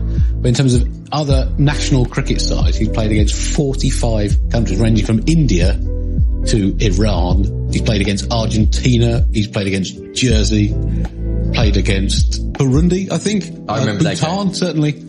Oh, he smashed Bhutan. Absolutely destroyed. Played against Bhutan. now all the top country world. Anyway, I digress. I mean, nothing explains Michael Bevan more than Mohammed Nabi. But yeah, so essentially, he's had this mechanical mind. His game was very organised. He didn't have the power of Dhoni, did he? Didn't have Certainly no. Dhoni brought the power. He could hit boundaries when he wanted to, and he made one very big innings for maybe the World 11. Might have made 170 or 180. So occasionally he could go to that level. But no, Dhoni was the next evolution beyond Bevan, really. What's interesting that the two have in common is that they both have significantly lower strike rates in chases than in first innings. Well, that's what I was going to say. So he basically worked out how to chase, and they both come up with the same theory, which is take the game as long as possible and anything will happen at the end. And obviously we're now seeing the way that teams play. That's maybe, and teams attack more with the ball now. So it's not as foolproof as a plan as when Dhoni was doing it at his best, but even more so with Bevan. I think teams would allow Bevan to play the way he wanted and he'd just get them home as long as there was someone at the other end. So in this particular World Cup, the first game was against England. I was staying in a hostel in London at the time. We were in Shepherd's Bush, so there were Aussies everywhere, and I went to, I think, Belushi's in Shepherd's Bush. I don't know why the detail matters, but it was a terrible bar in London. And we were watching this game, and England made 208, you know, struggled a bit, and Australia were 135 for 8 in response. And it was not a good pub to be in. I tell you what, there was a few Aussies there. The Aussies were depressed. The English who were cock-a-hoop. I think as the game went more towards England, English fans turned up in what was seen as an Aussie bar just to have a go. And Bevan ends up on 74. Andy Bickle helped him out, and Australia obviously chased down the total. Do you remember any of that, Andy? Well, I didn't actually see very much of that World Cup because I didn't have the satellite channel that it was broadcast on. And I think there was virtually none of it on terrestrial television, and also English one-day cricket at that point was not particularly worth going to the pub to watch. But they should have won that game. England should have won that game. Yeah. And Bevan, that was almost Bevan at his absolute best because he was scoring quite easily, but also taking the game as deep as he needed it to be taken. So as you said, they were chasing 205 to win. Not 208. They scored 208. The target was 205. They ended up 208 for 8. So England 204 for 8. Freddie Flintoff 45 off 80 different times. Bevan ended up 74 of 126, and they won with 2 balls to spare. So in terms, you see that the calculations of how to just achieve the end goal of winning, you can see in innings like that. Yeah, so he mostly, if I'm trying to remember correctly, I can't remember if it was in his mind, he always tried to keep the chase it under a runner ball, but it didn't matter if it got to a runner ball. So if it got to about 6 and over and he thought it was going, he would hit a couple of boundaries to keep it roughly around that. But at the time, chasing a runner ball was not seen as easy. I mean, even now, I suppose, for all this talk about how 300 is par and everything, most teams don't make 300. So 300 is not par. So you can understand why that was a little bit tricky. The thing is, Andy, then the next game, Andy, not the next game actually, they played Sri Lanka in the next game in Centurion. The following game, They went to Port Elizabeth to play New Zealand, and New Zealand had them 84 for 7. So again, you're talking about a team who didn't lose a single World Cup game, but it wasn't like they were dominating teams. 84 for 7. Bevan makes 56. Andy Bickle, who chipped in against England. He took 7 for 20 against England with the ball as well. Yeah, but with the bat, he chipped in. Oh, he had an incredible... He wasn't supposed to be in the team. Gillespie was supposed to play, and suddenly Bickle got to go. He made 64, and I think, if I'm not mistaken, Brett Lee might have come in and slapped a couple Brett Lee hit 2 sixes and a 6-ball 15 at the end to get them up to 208 for 9. One really big hit, I remember. Shane Bond 6 for 23. He was incredible. Incredible. As a bowler. The pace that in that tournament, he was almost as good a one-day bowler as I've ever seen, because it was pace, accuracy, he was moving the ball around. So they end up making 208 and bowled out New Zealand for 112. So Bevan twice, just through, and that innings, I'm assuming his strike rate again wouldn't have been over 75. It was 56 off 94, so just under 60 strike rate. Brett Lee 5 for 42, so there was some pretty tidy pace. It was a good game. So Bevan was one of the first true ODI greats. Averaged 29 in Test cricket off the top of my head. Does have a 10-wicket haul though for his left arm wrist spin. Yeah. Funnily enough, the Chuck Fleetwood Smith of his time. But he never quite made it. But he was just he placed the ball so well and was so calm. And, in that series, maybe Australia go on to win the World Cup anyway. But they did have 4 moments when they really, really struggled to bat. And in 2 of those, Bevan was he was his own peak Bevan. I mean, what the average in one-day cricket must have been 54? 53. Oh, get out of town. I've been out of town quite a lot recently, Jared. I've only just got back into town. But if you look at his scores through his career, unbelievably consistent and not that many massive innings. No. Just constant productivity and management of an innings, whether it's the first innings or the chase. I mean, we talked before about how one-day cricket sort of began in 92, but the next generation that he sort of excelled in, he was 2-3 years ahead of where everyone else was. And suddenly, everyone had a Michael Bevan, do you remember? Like Russell Arnold was Michael Bevan, and Chris Harris was Michael Bevan, and Neil Fairbrother was Michael Bevan, but none of them were actually that similar. Fairbrother was before Bevan. Oh, no, who was I wasn't Fairbrother, I was thinking about it. I thought England didn't England have a couple of guys that were finisher adjacent?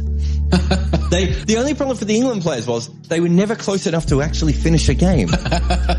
Yeah, we need to concentrate more on the starters and the middlers. It's not very well having a finisher if you're Australia and you have something to finish. Maybe the most dramatic change in one-day cricket happened through 2 openers.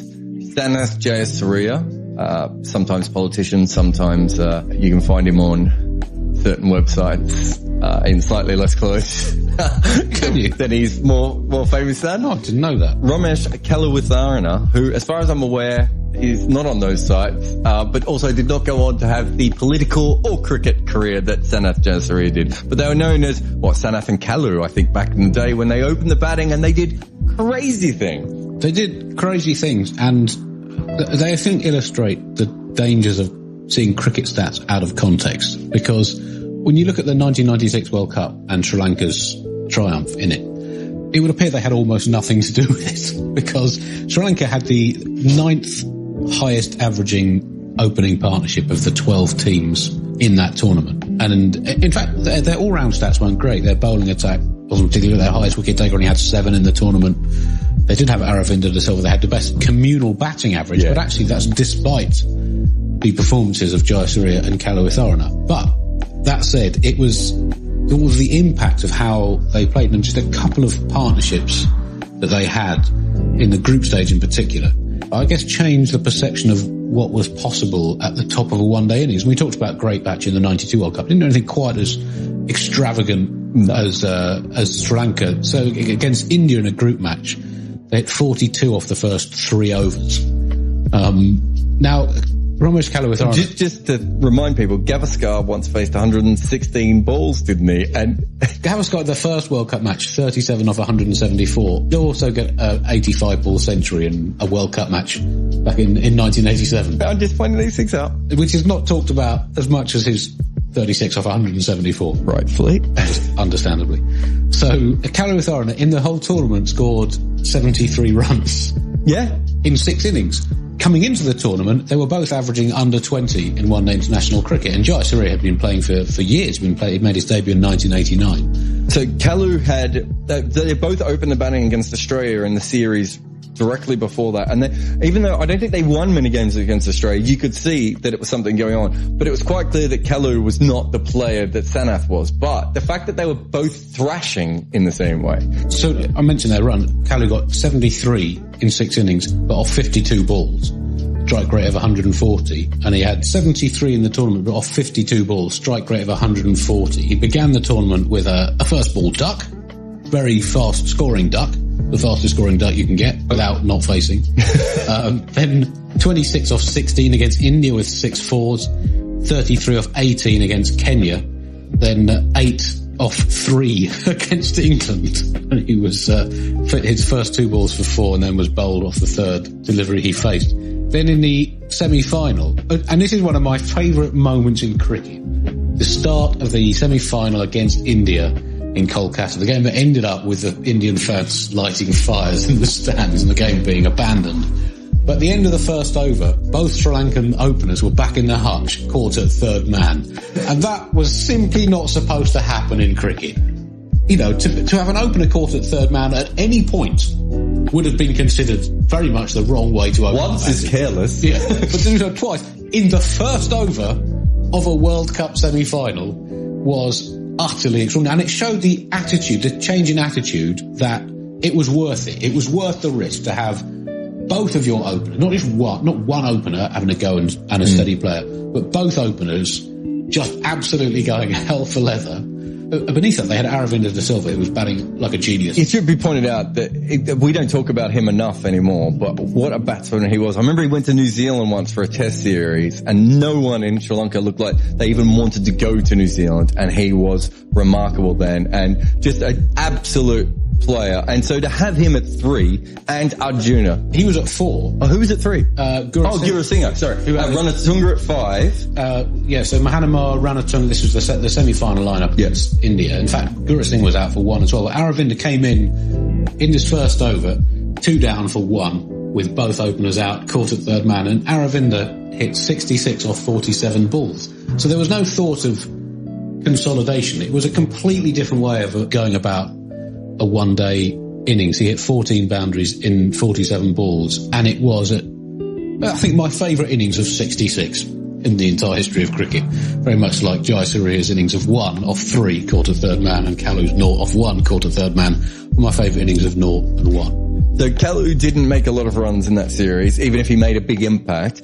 But what about Sanath? Did better. Jai Surya had 221 runs, average 36, strike rate 131. I mean, that's ridiculous for that era. Yeah. We talked about Klusener doing that in 3 years' time. So, Klusener's got 3 more years to do it. Also, he's batting in the last 15 overs. Yeah. Completely different than Sanath. Aravinda, 448 runs, average 89, strike rate 107. And Ranatunga, you don't think of as a dominating player, 241 runs, only out twice, strike rate 114. Bit of an odd tournament. They had a couple of games that didn't take place in the group stage because teams did not want to go to Sri Lanka for security reasons. But Aravinda, it then made 100 against Australia in the final, became the first player to make a 50 and 100 in the semi-final and final of a World Cup tournament. Yeah, I mean, only Steve Smith has done so since. The middle order doesn't get as much credit as it should, because certainly Aravinda, Gurasinghe was quite a good player as well. He had 300 runs, average 50 in the tournament. And in that whole period too, not just in that tournament, they had a lot of good players like Hashan Tilakaratne, Russell Arnold, guys who were maybe not always great test players, but they understood their role in one-day cricket and did really well. But the only thing I would say is that what the openers did was basically change the way that the game was played. Yes. And as much as anything, it was the bit beforehand as well. It was the bit against Australia that started it. Then they won the World Cup. And Sanath continued to do it no matter who was at the other end. Yeah. And also we need to see it in the context of Sri Lanka in World Cup cricket. Up to then, they'd played all 5 World Cups and been knocked out in the group stage 5 times. In between the 92 and the 96 World Cup, they had the 6th best win-loss ratio, so they're getting slightly better, but they were still by no means one of the top sides. And then they won all 6 of their games in 96, playing this, they had home advantage in playing at home in Sri Lanka, and the final was. They played India in Calcutta. Was the final not in Pakistan? I think it was. Yeah. But you also have to think about, we're talking about Sri Lanka right now like they're a normal team as well. They weren't a normal team. They were an associate nation who wins one game at a World Cup and gets themselves test status. They weren't even part of cricket's conversation. We now talk about them like they're a normal major team. But up until they won that World Cup, they were not thought of as anything. Yeah. I remember them coming to Australia before that World Cup, and they were laughed at when they came out. It was just like, why is this team coming out? What's the point of this team? Kalu made a 50 in a test match. Ponting, I think, made a 50, and Boone might have made 100. And I was talking to some friends, and Kalu's innings was just like nothing else I've ever seen, because he was kind of batting like he did. He just hit the ball so cleanly, and like he had no idea, and he had no idea and no fear. I think is maybe the best way of explaining him. And so they just weren't like other teams. They were seen as an associate with, no one took them seriously. And then suddenly they won that World Cup. And from that moment on, they're just like, ding, ding, ding, ding, ding, a proper team. And it's a bit like New Zealand up until the 80s, realistically. Up until the 80s, New Zealand, no one ever took New Zealand seriously or really talked about New Zealand. They didn't really do much. They won their second ever test series in 79. Now we think of them as a normal team. But for like 50 years, bantha fodder. Yeah, well, Australia didn't play them for, over 3 decades, wasn't it, after that one test? Rightfully. After the war. So Sri Lanka in 96 collectively averaged 56 runs per wicket with the bat, which was by far the highest by any team in a World Cup. But they averaged 34 with the ball, and that gave them the 8th best collective bowling average. I'm including extras and run-outs here, but runs per wicket as a bowling team, the 8th best out of the teams in that tournament. So this was a victory founded on this new approach to batting. Yeah, and also they gave themselves that ability because Silva and Sanath Jayasuriya could bowl as Sanath was basically a frontline bowler at times. I wouldn't quite say that about De Silva, but they gave themselves the ability to bat a little bit deeper. Weirdly, they didn't need it because they never lost any wickets other than Kalu's wicket, which didn't count. They weren't even counting it. Well, yeah, I mean, between them in the semi-final and final, I think they managed 16 runs. So, and yet the tournament they won, we think of it as their. But I mean, it was the big bang, wasn't it? You had people like Junior Ninja Murray as a pinch hitting opening batsman after that. Ian Healy did it. Ian Bell for England in 2015. Took England a while to notice that, despite being on the receiving end of Jayasuriya in one of the World Cup games in 96. It's taken basically nearly 20 years to pick up on the hint. Yeah, and at that point, almost everything in one-day cricket had been led by either Australia or West Indies, really. And a lot of that was based on, for West Indies it was based, I don't think they thought about, they did have good one-day tactics, to be fair to them. They were quite clever as well. And Australia probably took it to another level with their organisation and everything as well. But Sri Lanka were the first team to sort of radically change it from outside of the two major, smarter, better nations. Yeah, and just more on their bowling. They're the only team that's won a World Cup with more than 30 runs per wicket in the field. Really? Yeah. If I remember correctly, it was a very high-scoring World Cup, wasn't it? A lot of teams made a lot of runs. I think the run rate and the batting average was far higher than the tournament after it, which is not usually the case for the World Cups. Yeah, batsmen collectively in 1996 averaged fractionally over 30. That's basically the same as 87, which was 1/10 of a run higher in terms of strike rate. Batsmen hitting at 72 in that World Cup. Again, slightly below 87, but well above the World Cups either side of it. So 92 collective batting strike rate was 66. In 99 it was down to just under 65. And then in the World Cup since then, 72, 75, 78, 88. In 2015. So it was much more of a batsman's World Cup. And again, I think 99 was a bit of an outlier in the... Yeah. It's played from mid-May through June in England with Duke balls. England and Scotland. Yeah, England and Scotland and Holland and Ireland and Wales. Wales as well, yeah. There was one game in Holland, I think. And the ball swang a lot. But clearly this was... Again, I mean, it seems that each World Cup has a bit of a shift. But this did seem like... a major change in the way one-day cricket was played. Well, we know it was, and we've already talked about, Gilchrist, and batting in wicket-keeping was already changing before Gilchrist. you could make a slight argument that Great Batch put a bit of a ding in it, but after Great Batch, it wasn't, we got a lot more pinch hitters. We didn't really get a lot more really attacking opening batsmen. Whereas after Sanath and Kalu came through, almost everyone tried to pick. Up until Ian Bell in 2015, everyone basically tried to whack the ball everywhere.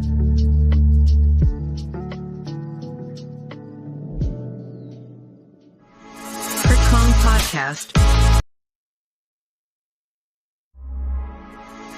You are listening to Crick Podcast.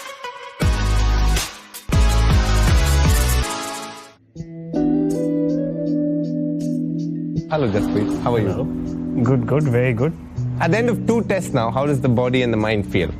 It's pretty good. It's not too bad. It feels good to be 1-0 ahead as well. It's been an interesting competition, interesting test series. So yeah, looking forward to the next games. Something a tad little emotional, I would think. You lost your father at a very young age. You were 5 years old then. Any early memories of him? Not a lot of memories because I was really young. But yeah, I've got a lot of memories of my mother, working really hard for me and my sister, and a lot of hardships were there when we were growing up. So yeah, all her sacrifices, eventually worked out, and I came into this sport and I'm reaping the rewards. So, you studied in a school where your mom was the headmistress. So, how is that dynamic actually? Does it make it hard or? It was not very hard because she was the principal in the pre-primary section and I was obviously in the higher section. But the worst part is that you can't bunk school because I used to go to school with her. If you do anything wrong, all the reports go there. So yeah, that was the negative side to it. But the positive side is that nobody could mess with you and no bullying. So all of these things were on the positive side. Clearly nobody can mess with you. Even the England team are finding it hard to mess with you at this point of time. We'll come to that a little later. But your love for cricket, when did it start? It was always there. Since I was a child, I always wanted to play cricket. When you say child, how old were you? I could be in 5th standard, 6th standard, but my mother is from a service background, so she didn't really understand the sport and she really didn't think that this option is the best option to go forward, and because there's a lot of variables attached to it and a lot of people play cricket, so she was not really sure that you could choose this profession as your career. But I don't know where I got that belief that I could do well in this sport. So she gave me an opportunity that okay, after your 10th standard, we'll give you some time till you finish your graduation. You can try whatever you want to try in cricket, and then if not, probably I was going to go to Canada and settle down there. So, but that didn't work out. And first year into my college, I played in the IPL, 19-year-old, then played everywhere, and then here I am. This action, you'd have to admit, it's very unorthodox. How did that start? At the end of the day, I believe that no action is foolproof, safe, and every fast bowler has some pains here and there. But as a child, when I used to watch cricket, I learned cricket from the television. So I did not get any formal coaching. So I used to copy everybody's action. So I did not have a natural action that this is what came naturally. But later on, I don't know what jumbled up, and this is how I ended up with this one. But it didn't give me a lot of pains in my body. And so I thought that, okay, if it's not troubling me, I'll use it to my advantage. And I was lucky that wherever I went, a lot of the coaches didn't really hamper with it and tried to give me the advice that work on your body and everything else would be taken care of. Did something force you to get there? Like, was it a small space, or you looked at something and thought, why don't I start like this? When you first started, how did that come about? So when I started, I used to play a lot of tennis ball cricket, and in India we play a lot of cricket with the rubber ball. So when I used to play, the boundary was only of this size, so I could only go as far as this. So you couldn't go too far back? No, not too far back, because that was the boundary. Okay. So earlier I never used to walk so much and bowl like this, but I used to run all the way through. But later on I realized I'm wasting too much of energy and the speed is still the same. So nobody told me to do this, but I came up with my own thing that okay, maybe walk a little and run a little, so maybe preserve energy for the longer spells. And it didn't really trouble me a lot, and it helps me in the longer spells that when you play Ranji Trophy, you obviously bowl a lot of overs. So then later on, I was fresher than the rest of the bowlers. Obviously I was younger as well, but that helped me. So I thought that okay, keep it with you and try to take it to international cricket. Now I want to show you one video of a very, at your under 19 level, that you had an action there. Could you talk me through this? in this the action was different, isn't Very it? different, isn't Yes. it? So what do you think is the right coaching ideology when people come up to people with different actions and different batting styles? In this was my first year in under-19 cricket. So as I told you, I learnt cricket by watching the television. So this action might be similar to some action that I'd seen on the television and I liked. So I was not trying to change, but I was fascinated by a bowler. I tried to copy him. So that was not the best way to do it. But later on, I did not try to change it again and again. And by being fascinated by any other bowler, in the television or watching someone or something that I like. As far as coaching goes, I went to MRF as well. I spoke to Glenn McGrath as well. So he had a discussion with me about tactics and working with Shane Bond in the IPL. I've been lucky in that everybody that came up to me, they told me that we're not very sure of changing this action because we are worried that you might lose what you have. For me, I think I try to keep things simple, that if there's some physical difficulty or physical discomfort that I'm facing with my action and then I'm not able to do what I can and I'm not able to execute what I want to, then I need to change things. But if there's no trouble, I don't look to change a lot of things. So you have to find your own way. You have to figure out your own techniques sometimes, and you have to realize what works for you. Some of the batters don't have the best techniques in the world, but their record speaks for itself. When you're growing up, a lot of people get fascinated towards batting because shots are there. How come you went into a path of fast bowlers where you liked people bowling fast, and who did you enjoy watching? How did that come about? I really don't know the reason, but as a child, batting really never excited me till date as well. Obviously fast bowling gives you that kick and the fast bowling really gives you that excitement. As a child, I was also only interested in the games where the fast bowlers do well or the bowlers do well, low scoring games. I was not really interested in high scoring games, the batsmen hitting sixes, because somehow, I don't know, it didn't really interest me a lot. Fast bowling creates that excitement, and even when the fast bowlers do well, the whole stadium is cheering and you can feel the buzz. So I think that really appealed to me as a youngster, and I think that is the reason that I went in this direction. So even in domestic cricket, you started with white ball first. Even in international, you started white ball first. And if I'm right, your first big breakthrough did come through John Wright. He spotted you. Can you give us a little bit of a story around what happened then and there? So basically, that was my last year in under-19 cricket. I had played for under-19, under-25s, and I was in the Ranji setup. But I was not picked. I was just selected for the T20 competition, and that was just my second game and playing against Mumbai, Gujarat versus Mumbai. So John Wright had come to watch Akshar because he was signed, and a lot of the players from Mumbai were already there in the Mumbai Indian squad. So I didn't know that I'll get picked. He was there. Everybody came to know that John Wright has come to watch the game. But I was there. I tried to do my thing. I didn't pick up a lot of wickets. I just picked one wicket, but I bowled really well. I didn't give a lot of runs. So he came to watch one more game and he inquired. So PP also was there as our captain. He told me that he was asking. I said he's clearly joking that all of these things don't happen. I thought he was making fun of me because I was a youngster. And after a few days, I get a call from Mumbai Indians that, are you interested? I said, of course I'm interested. This is not even a question that I'm interested. Are you guys interested? So he said, yes, we're going to sign you. And then the contract came in, and then you were also there in that side, and the met you guys. And the love story still continues between you and Mumbai Indians. The first time I saw you was, I remember very vividly, we were in Bangalore. That was the first day as a team we had met, so we had to introduce ourselves, stand up and say, hi, I'm Dinesh Karthik, I'm from Tamil Nadu, I'm representing Mumbai Indians, I'm really happy to be here. And that's the first time I heard you speak when you stood up and said what you had to. A lot of people were very overawed because you have to understand in that room there were a few legends, if I may say so. But you were very confident. You came across as somebody very confident. You stood up, you spoke for a few minutes, you were very confident. Is that something that you've always had? I don't know if that was how it was looking, but I was not confident because, as a 19-year-old kid, you come into a room where all your heroes, like if Sachin Tendulkar walks into a room, Ricky Ponting is next, Anil Kumble is next, Mitchell Johnson, Jonty Rhodes, and you were just playing under-19 cricket and now you're here. So it felt a little surreal that, okay, you're here, okay, you try to hold yourself, and I was sitting with Akshar, and not the best, team bonding exercise because now you have to talk, you have to introduce yourself and the person next to you. So yeah, that was an interesting exercise, but okay, I was able to talk, but I was not really confident, but I was trying to hold my shape and, get through with the session and try to interact with them later on. In those initial days, like you said, you've met a few legends. Any interesting conversations that, sticks out your mind straight away? I had an interesting partnership with Malinga. He usually doesn't talk a lot, but he came up to me from himself and he said, I saw your bowling in the first game. He was not there back then, but he saw my bowling. He said, I feel you can really do well because you've got a different action. He connected with me and he came and told me a lot of stories that he was also given just 6 months, that 6 months is the time that his action will last. I got a little more. I got 7 to 8 months.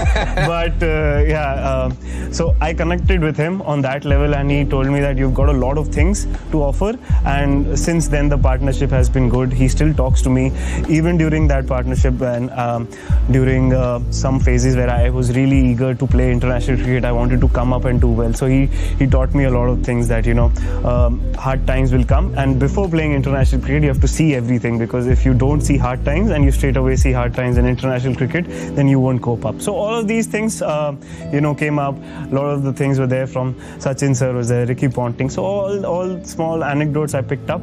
Give us a little bit of the love story, how we all met. I know she's a sports anchor, she's, I'm sure she's interviewed you. How did this beautiful relationship start, blossom? Yeah, I'd obviously seen her a lot of times, but we had the same problem with each other, that she thought that I was really arrogant, I thought she was really arrogant, so we never really spoke. But I spoke to her for the first time in 2019 World Cup, and this is how she was here covering the tournament. So I spoke to her, and slowly then we became friends, and we then started talking a lot. And then here we are, and obviously you're aware of a lot of things as well, which we won't bring it over here. You've been part of an interesting conversation as well. So yeah, it's been good, and now we've been married for 5 months. So yeah, very happy. She understands the sport, so she understands cricket as well. She understands what the player goes through. So whenever things don't go well or go well, so we have a lot of interesting conversation, intellectual conversation. So that really helps me. And obviously playing cricket and traveling all the time, you have got your wife with you now, so you have to focus on other things as well, so you can switch off for the game. So yeah, all these factors are really helpful, and I'm very happy that this relationship has developed. So in the 2019 World Cup, we played and we lost in the semis. Are you a kind of person who moves on quickly, or you sit down sometime, take some time? Does it take time to get over these kind of losses? Obviously, you're a part of the squad. You know how the emotion of the squad was, because we were really into the tournament and we were really doing well. So we had high hopes, as any other team would be expecting to win the tournament. But yeah, it was difficult. It took me some time. It took me 3-4 days actually. While you were going back to your home country, I was still thinking about the game. The loss was really hurting, because we thought that we could win the tournament, and we were really going well. The match went to the second day, reserve day. We still thought we could win, and it went really close till MS was there and he got run out. So everybody's emotions were very high, and everybody was really involved. But yeah, this is how the sport works. You learn from it, and whenever it's meant to happen, it will happen, and then you move past it. You're very young, but it's fair to say that you're a leader of the pack. How does that feel for you? What does that mean to you? It feels really good. Nowadays when we get a lot of respect as a fast bowling unit, because we've obviously worked really hard. In 2018, all of these hard works paid a lot of dividends. It started from South Africa. We really wanted to contribute as a fast bowling unit, and we worked really hard. Everybody's gotten fitter as well. So when everybody contributes, it really feels well, and wherever you go, you get a lot of respect, and you're really well spoken of. So it feels really good, and yeah, it's always you can cherish it a lot. The World Test Championship didn't exactly go according to plan for you personally. And now, after 6 weeks, you've played a test match against England. What changed? What were you thinking in those 6 weeks? Because you've turned around brilliantly at that. What did you think? What did Jasprit Bumrah do during those 6 weeks? Not a lot of technical changes, because I really felt that whenever I bowl or whenever I play, I always analyze my game. I really depend on a realistic evaluation. That I depend on my own evaluation a lot more than any other coach or any other person's evaluation. So I looked at it, and I didn't really find a lot of faults technically, but I thought I was thinking a lot more, and maybe thinking about the end result a lot more. So I was trying to be in the present. I realized that before playing the game, I was trying to put pressure on myself and thinking about the end results, or maybe wanting to make an impact, or maybe trying to go beyond myself. So I realized that no, this is not going to work a lot, and I'm trying to spend a lot of time and spending a lot of energy thinking about it and not being in the present, because if I'm not here at that moment, I'm not doing a job for the team, and how can I reach the end result? So if you have to climb a mountain, you have to climb one step at a time. So I realized that, and I give a lot of emphasis on mental preparation, because I feel that as we say, it's a mental sport, and 70-80% is a mental sport. So we don't really work on our mind. So I try to focus a lot on my mind. I've included meditation into my game as well. So that helps me to be in the present, not to go beyond myself, not to daydream and look at the end result, or maybe keep a ball in my hand that I've taken 8 wickets, 10 wickets, I'm this and that. Sometimes your mind can really take you further, and you constantly fight with your mind. So I like to win that battle, and I like to be in that, and that was the thing that I was trying to do as well, because I realized that it was a big match and I really wanted to do well. I pushed myself a little too much, so I forgot what I had to do at that moment, and really being in that moment and bowl one ball at a time and being there and try to dismiss the batsman. So I realized that, and I tried to change that. Now we look at a few of the interesting photos. Very interesting, I would say, wow, you must admit that the word selfie was invented in 2013 in the encyclopedia, but you were taking photos much before that, I noticed. You should not go that far below. Where does this vanity come from for Bumrah? Where does this come about? See, not anymore, because now I'm a married man. So this was when I was 19. You can't really take it seriously, because back then all of this was very new, and really sometimes I look at it and I laugh at it. You look at it sometimes? No, but I look at some of my old pictures, and my wife also has seen all of those pictures, and she brings it up, and you're saying, what were you trying to do?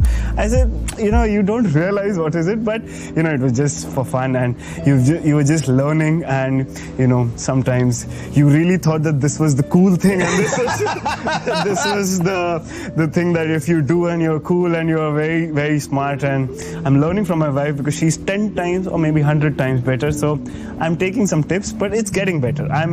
This is the feedback, at least, that she gives it to me. She feels that you're getting better with that as well. That's good. That's what matters now. Yes. What's your favorite mode of dismissal? Somebody fending a bouncer, or you getting a clean bowl? For me, as a child, the only mode of dismissal I thought existed in cricket was bowling a Yorker and getting the batsman bowled. Because in tennis ball cricket, that was the only thing that I used to do. There were no length balls, there were no bouncers, no intimidation. I feel hit the toe or hit the base of the stump. So this is how I learned the Yorker, and that's my favorite mode of dismissal as well. Fast bowler and injuries. They're synonymous. You can't get away from it. When you did get that injury in 2014, what changed after that? What did you bring about? So 2014, till then, I had not seen any injury, and I was doing very, very well. So training was not a big part of my life. Proper diet, all of those things were not really a part of my diet, because I was young, didn't need a lot of recovery. I thought that I've got a lot of skill, and that will take me further and take me in my career. But 2014, it was not a cricketing injury. I was warming up with the team playing football, and I twisted my knee, and then I got an ACL reconstruction. It's just like a wake-up call that, okay, suddenly I felt that my career is over. I'd heard that when surgery happens, you're never the same. Actually, you're never the same. You can become better, and I got better. So I used to look at a lot of videos from the cricketers and the other athletes, that if they've recovered, I can recover as well. Since then, I became more serious towards the game. I took training really seriously. Till date, that changed, and I became stronger. I started training well. I started eating well. Started taking care of my body. And injuries, I feel, are a part and parcel. But if I do everything that is there in my control. I try to do whatever I can control and try to prepare in the best I can, and then I can relax. And if you're playing a lot of cricket, then you have to take care of your body, sleep well. If you've ticked all boxes, then if injury happens, you look at it and then you move forward. So as a young bowler or sportsman, you do think it's a lifestyle thing these days? Of course, 100%. We play almost 10 months a year, and if you don't have a proper lifestyle, if you don't sleep well, it's a full year job. It's not a thing that you turn up and you just perform. It's a whole thing, because batsmen can get away a lot of with a lot of things. They have a shoulder pain, they have a knee pain, they have to stand in the slips, just clap, and we have to do the hard job, and we change the game. So I really believe that bowlers take the game forward, and so it's a tough job. If there's some small niggle, you can't play, but I really feel that if you do the tough job and then you make an impact, it's satisfying and it'll be remembered for a long time. You are belittling batsmen way too much. Look, I'm a fan of fast bowling and bowling, so I'll always pick up bowlers and I'll try to highlight them, and so that is how. Is that something that you do consciously? You do feel somewhere that batsmen are probably slightly treated better in our country than bowlers. Is that something that you've thought of? 100%. That is not even up for debate, because I feel that bowlers do the hard job. It's tough, and if we win, they have to play a major role in it. If you have to win titles, obviously batsmen have to play a role. It's not that they don't have a role at all. Thank you. Obviously, everybody has their role, but I am a little biased towards bowlers because I am a bowler as well. And it's a tough job. It takes a lot to be a bowler in all the competitions. Even T20 cricket, the batters, the rules are in your guys' favor, that the boundaries are shorter, the ball doesn't swing now, there's no reverse swing, you've got bigger bats. I don't see any developments coming in the ball to make it swing more or seam more. Keeping all of that aside, if you make an impact, coming against the hardships and coming and making an impact despite all of these things, I feel that that gives you a lot of confidence and a lot of self-belief to do whatever you want to. The 10 ball over to James Anderson that you bowled, you bowled a few bouncers to him. The passage that followed when you all went back to the dressing room, and the next morning, the 4th day morning when you all did come back, it was a completely different test match. What changed? What was the catalyst there? See, basically, I really don't want to go into the details, but when we play the sport, it's never really intentional that we want to really hurt the batsman or trying to aim to hit the batsman. That was our tactic, to get the batsman out and get the lower order out, because when we usually go to Australia or we've gone to South Africa, this is what happens. So that was just the way. But as soon as the game got over and the day got over, we were going back. Some of the words were exchanged and we were really not happy. The exchanges were not really pleasant. I did not hear at that time because I was really tired after a long day, so couldn't really hear what was going on, but all my teammates heard. And then usually I'm a person who doesn't go looking for a fight, or I'll be needled and I get riled up. But when I heard what was said, I really got riled up, and then obviously then I thought, if something has come up, I won't really back down and stay down, because if something comes up, I'll give it 10 times back. So everybody was really charged up and we were really looking for a fight now, that if now something happens, we won't back down and we'll go really hard, but not to lose shape, because we are here to do a job. We don't really want to just talk and don't make an impact. So we were really using that fire to our advantage and then wanted to make a result out of it. That eventually happened, and we were really motivated and determined. Everybody was together.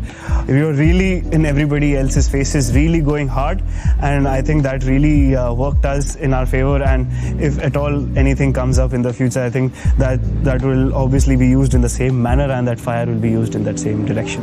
Is this the most aggressive that an Indian team that you've been part of has played? Obviously feels like it. Everybody was motivated and determined that we want to really win and make an impact. So obviously that really motivated the whole team. Everybody was fired up, and that really helped in our advantage. I feel that whenever the whole bunch is together and they move towards a single direction and want to do really well, so I think that really helped. So I think everybody's motivated, and that really helped. Last question, and I think nowadays you can't not ask this question. You have a bigger front foot stride than your bowling stride these days. Please tell us a little bit about where does Bumrah, the batsman, how come all of this is suddenly happening? And you can be consistent in bowling, but these days, last 2 matches, you've been consistent with the bat as well. I can't believe I'm saying this to you. Bumrah consistent with the bat. Come on now, give us a little bit. This is what I have a problem with batsmen. That suddenly, when a batsman takes a wicket, we clap, we encourage. But as soon as the bowler does something with the bat, the whole dressing room is laughing. So this is why I have my own technique.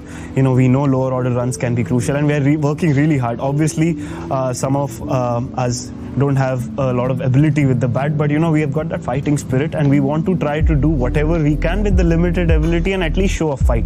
And the results are to be shown. I scored a 50, first class 50 in Australia, playing a side game. That was really satisfying. And hitting some sixes with the pull shot was, I really keep that footage and send it to everyone who questions my batting.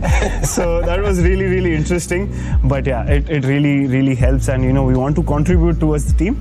And yeah, we're really looking forward to work hard and sometimes contribute a little more as well. On that note, thank you so much, Bumrah. It's an absolute pleasure having you. Good luck. Thank you so much.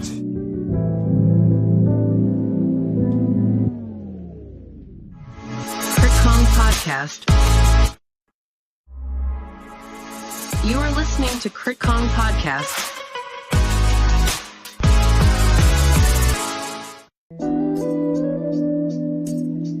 Welcome to another exciting episode of the Crick Kong Podcast, where we bring you stories that inspire and empower. I'm your host Isha, and today we delve into a tale of courage, resilience, and the fight for gender equality in the world of cricket. Join me as we shine a spotlight on the forgotten heroes of Afghanistan's women's cricket team and explore their plea for help. Picture this, a nation captivated by the game of cricket, where dreams of sporting glory ignite the hearts of its people. This was Afghanistan, a country where cricket became a symbol of hope, unity, and progress. But the rise of the Taliban in 2021 shattered the dreams of countless individuals, particularly the women cricketers, who had found solace and purpose on the field. So many girls in Afghanistan are talented and love to play cricket. It's really hard when you don't have support, especially from the ICC. It's important they support us, but unfortunately, we haven't had it. We are forgotten in Afghanistan. These powerful words from an anonymous member of the Afghanistan women's team echo the sentiments of a team left abandoned and forgotten. As the world turned its attention away, these brave women faced a harsh reality, fleeing their homeland for their own safety.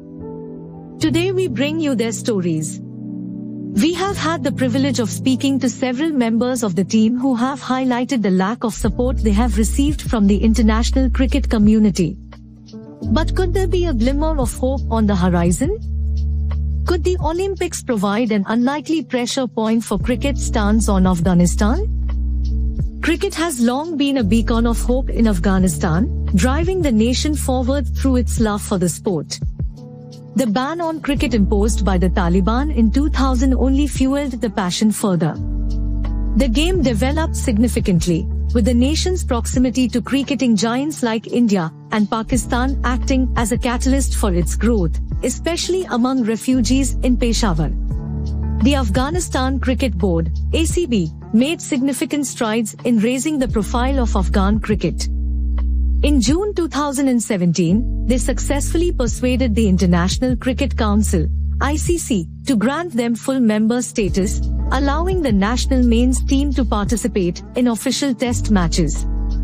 While progress was yet to be made in women's cricket, there was hope for the future. However, the dreams of Afghanistan's female cricketers were shattered in August 2021 when the Taliban once again seized power.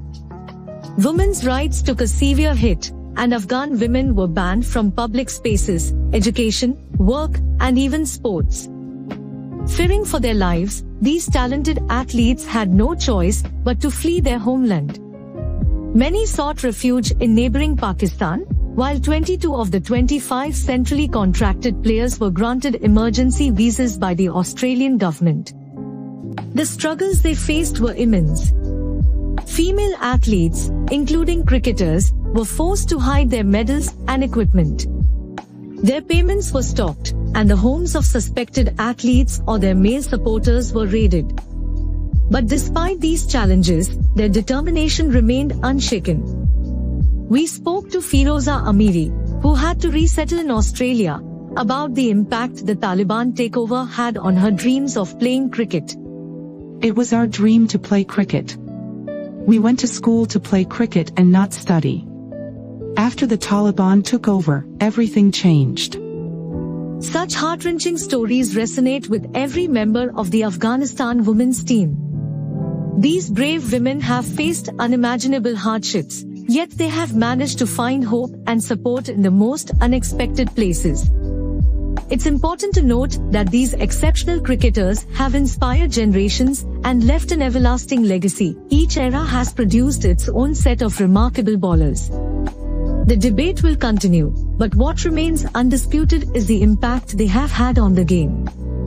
Before we end today's episode, I want to thank you all for joining me on this cricketing journey.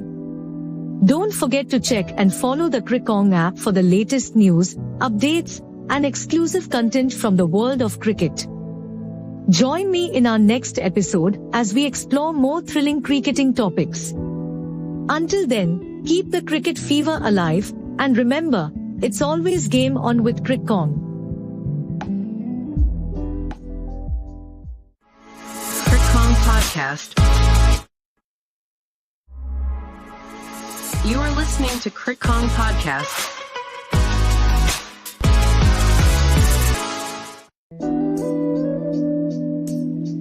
Welcome cricket enthusiasts, I'm your host Isha, and today we delve into a thought-provoking topic that has been the subject of much debate in the cricketing world. Join me as we explore whether the shorter format of the game is killing the traditional game itself. Now let's dive into our topic.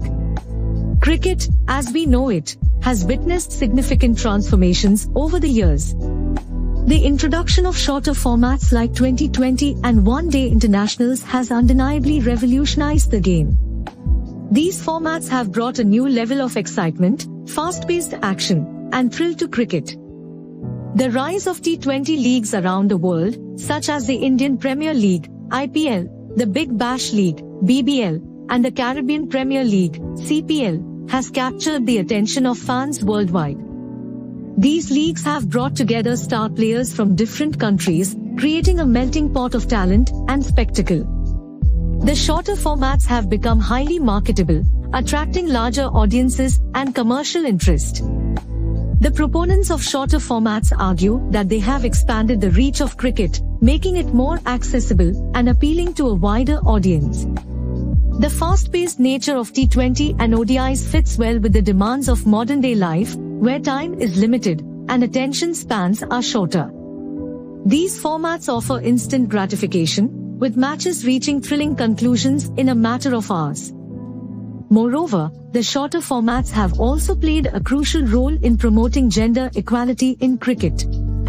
The success of women's T20 cricket, highlighted by tournaments like the Women's T20 World Cup, has provided a platform for female cricketers to showcase their skills and has garnered significant attention and support. However, amidst the growing popularity of shorter formats, there are concerns raised by the traditionalists. They argue that the emphasis on T20 and ODIs may overshadow and undermine the significance of Test cricket, which is widely considered the pinnacle of the sport. Test cricket, with its timeless battles, strategic nuances, and enduring traditions, holds a special place in the hearts of cricket purists. The longer format tests the skills, temperament, and endurance of players like no other. It showcases the ebb and flow of the game over 5 days, demanding patience, concentration, and the ability to adapt to changing conditions. Test cricket has produced some of the most legendary players and iconic moments in the history of the game. The concern among traditionalists is that the rise of T20 leagues and the focus on shorter formats may lead to a decline in the interest and investment in Test cricket. The fear is that the allure of fast-paced entertainment may overshadow the nuances and subtleties that make Test cricket so special. To address this challenge, cricket administrators, boards, and broadcasters must strike a delicate balance between the formats. While shorter formats offer immediate excitement and commercial viability, it is essential not to neglect the longer format that forms the foundation of the game. One potential solution is to design cricket calendars that allow for a healthy mix of T20s, ODIs, and Test matches. This would ensure that players get exposure and opportunities in all formats while keeping the integrity of Test cricket intact. Emphasizing the importance of Test cricket at both the international and domestic levels can help maintain its relevance and popularity. Additionally, efforts should be made to educate and engage the younger generation about the value and beauty of Test cricket. This can be achieved through grassroots programs, school initiatives, and media campaigns that highlight the rich history, legendary players, and memorable moments associated with Test cricket. Furthermore, cricket boards and broadcasters should explore innovative ways to enhance the viewer experience in Test matches. Implementing technologies like stump microphones, player interviews, and statistical analysis can bring fans closer to the action and make the longer format more engaging. Ultimately, the coexistence of shorter and longer formats is crucial for the growth and sustainability of cricket. Both formats have their merits and appeal to different segments of the audience. It is essential to strike a balance that preserves the essence of the traditional game while embracing the dynamism and excitement of shorter formats. Also, one aspect that often comes into play is the role of technology and its influence on the game. The rise of T20 cricket has seen a surge in innovations such as a decision review system, DRS, spider cam, and stump microphones, enhancing the viewer experience and providing insights into the game like never before. While these technological advancements have undoubtedly added a new dimension to cricket, some argue that they have further accelerated the pace of the game, favoring shorter formats. The use of DRS and its impact on decision-making has been a subject of much discussion, with proponents advocating for its implementation in all formats, while purists emphasize the human element and the role of umpires in Test cricket. Another factor contributing to the rise of shorter formats is the evolving lifestyle and demands of the modern audience. In today's fast-paced world, where time is a precious commodity, shorter games fit well into the hectic schedules of fans. T20 matches, in particular, offer a thrilling spectacle that can be enjoyed within a few hours, making them more accessible and appealing to a wider audience. The success of shorter formats should not overshadow the rich history and heritage of Test cricket. It is essential to acknowledge the contributions of legends who have graced the longest format and left an indelible mark on the game. The records, rivalries, and iconic moments in Test cricket form the foundation upon which the sport stands. Captivating encounters like the Ashes, Border Gavaskar Trophy, and historic series between cricketing nations have created a legacy that cannot be replicated in shorter formats. Test cricket showcases the ebb and flow of the game, the battle between bat and ball, and the endurance required to emerge victorious after 5 days of intense competition. In recent times, there have been efforts to infuse innovation into Test cricket itself. Initiatives such as day-night tests and the World Test Championship have aimed to revive interest and create a more engaging experience for fans. These endeavors have shown promising results, with day-night tests attracting larger crowds and generating renewed enthusiasm. As cricket evolves, it is crucial to strike a balance between tradition and innovation. Shorter formats have their place in the cricketing landscape, offering excitement, entertainment, and new avenues for growth. However, preserving the sanctity and essence of Test cricket is equally important to ensure the game's holistic development. That brings us to the end of today's episode. I hope this discussion has provided you with insights and perspectives on the ongoing debate about the impact of shorter formats on the traditional game. Remember to always check and follow the app for the latest news and updates in the world of cricket. Stay tuned for more exciting episodes of Crickong Podcast, where we explore the many dimensions of this incredible sport. Thank you for joining me today, and until next time, keep swinging and enjoying the wonderful game of cricket. Goodbye.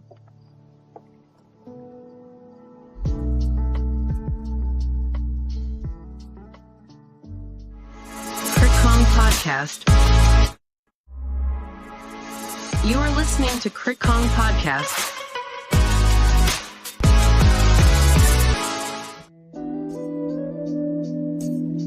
Welcome cricket fans to another thrilling episode of the podcast. I'm your host Isha, and today we are going to explore one of the most captivating aspects of the game, cricket's best rivalry.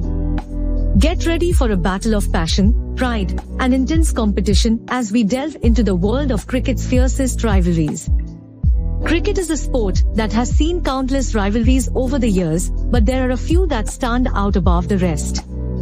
These rivalries bring out the best in players, ignite the emotions of fans, and create unforgettable moments on the cricket field. So, let's kick off this exciting journey by exploring some of cricket's most iconic rivalries. First up, we have the historic clash between England and Australia, famously known as the Ashes. This rivalry dates back to 1882 when Australia defeated England on English soil, leading to the mock obituary of English cricket. Since then, the two nations have battled it out for cricket's most prestigious urn, sparking intense rivalries and producing thrilling encounters that have become the stuff of legend. The Ashes is more than just a series, it represents the enduring competition and camaraderie between England and Australia. From the infamous Borderline series in 1932 to 1933 to the exhilarating Ashes battles of recent years, this rivalry has captured the imaginations of cricket fans worldwide and created countless moments of sporting brilliance. Moving on to another epic rivalry, we have India versus Pakistan. This contest goes beyond the boundaries of the cricket field, reflecting the historical and political tensions between the two nations. Whenever India and Pakistan face off, the excitement reaches fever pitch, and the match becomes more than just a game, it becomes a symbol of national pride and unity.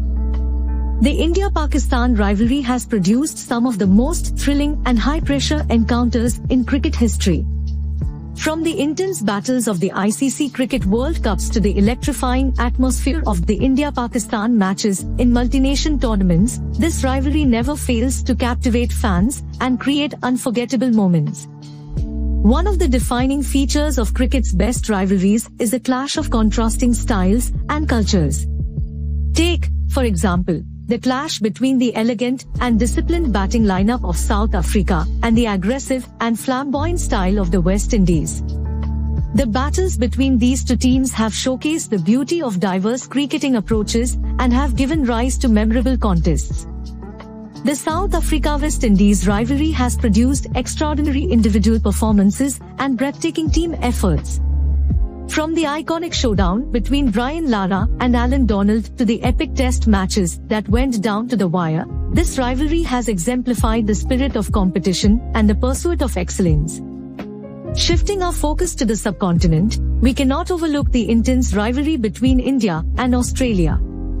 These two cricketing powerhouses have engaged in fierce battles on the field, marked by fierce competitiveness and a relentless drive for victory. The encounters between India and Australia have showcased the skills of some of cricket's greatest talents, creating moments that will be etched in the annals of the game. The India-Australia rivalry has given rise to some of cricket's most memorable contests.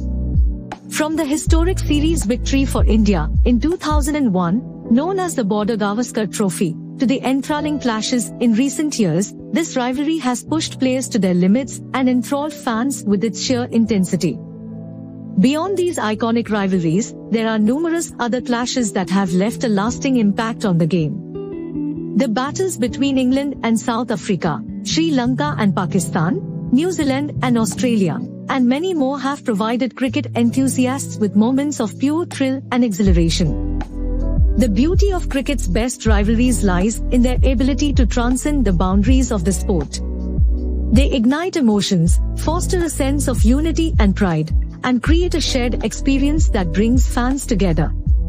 Whether you're supporting a specific team or simply appreciating the spectacle, cricket's rivalries have a way of captivating our hearts and minds.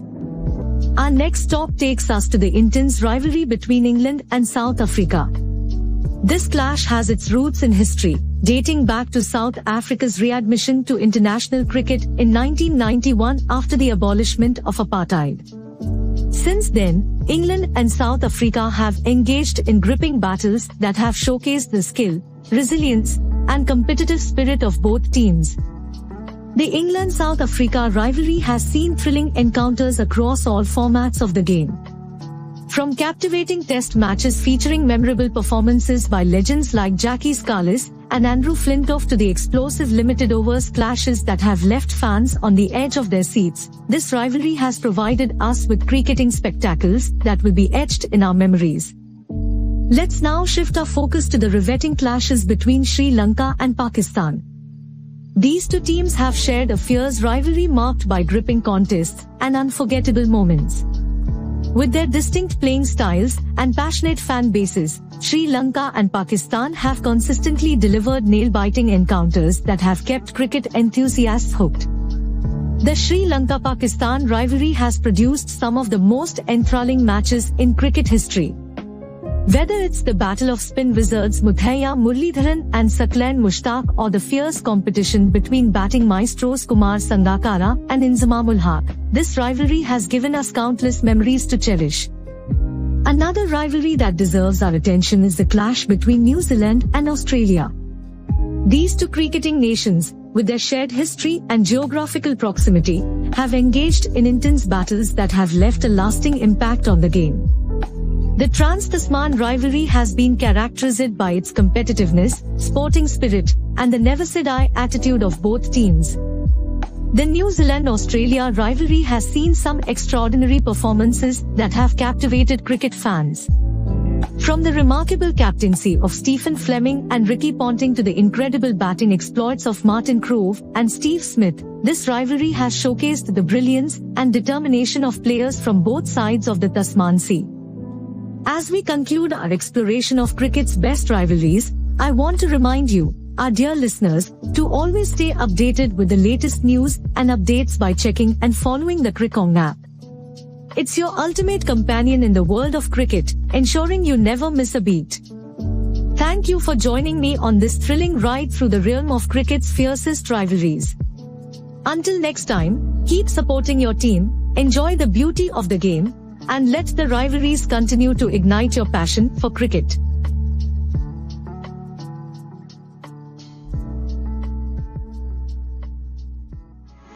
Crickong Podcast.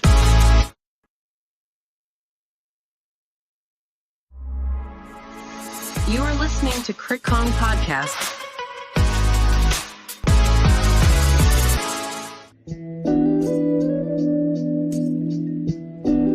Cricket, a quiet sport, pioneered by the British, measured, considered, timeless. Just a couple of decades ago, cricket was struggling to attract audiences, and its commercial future was very much in doubt.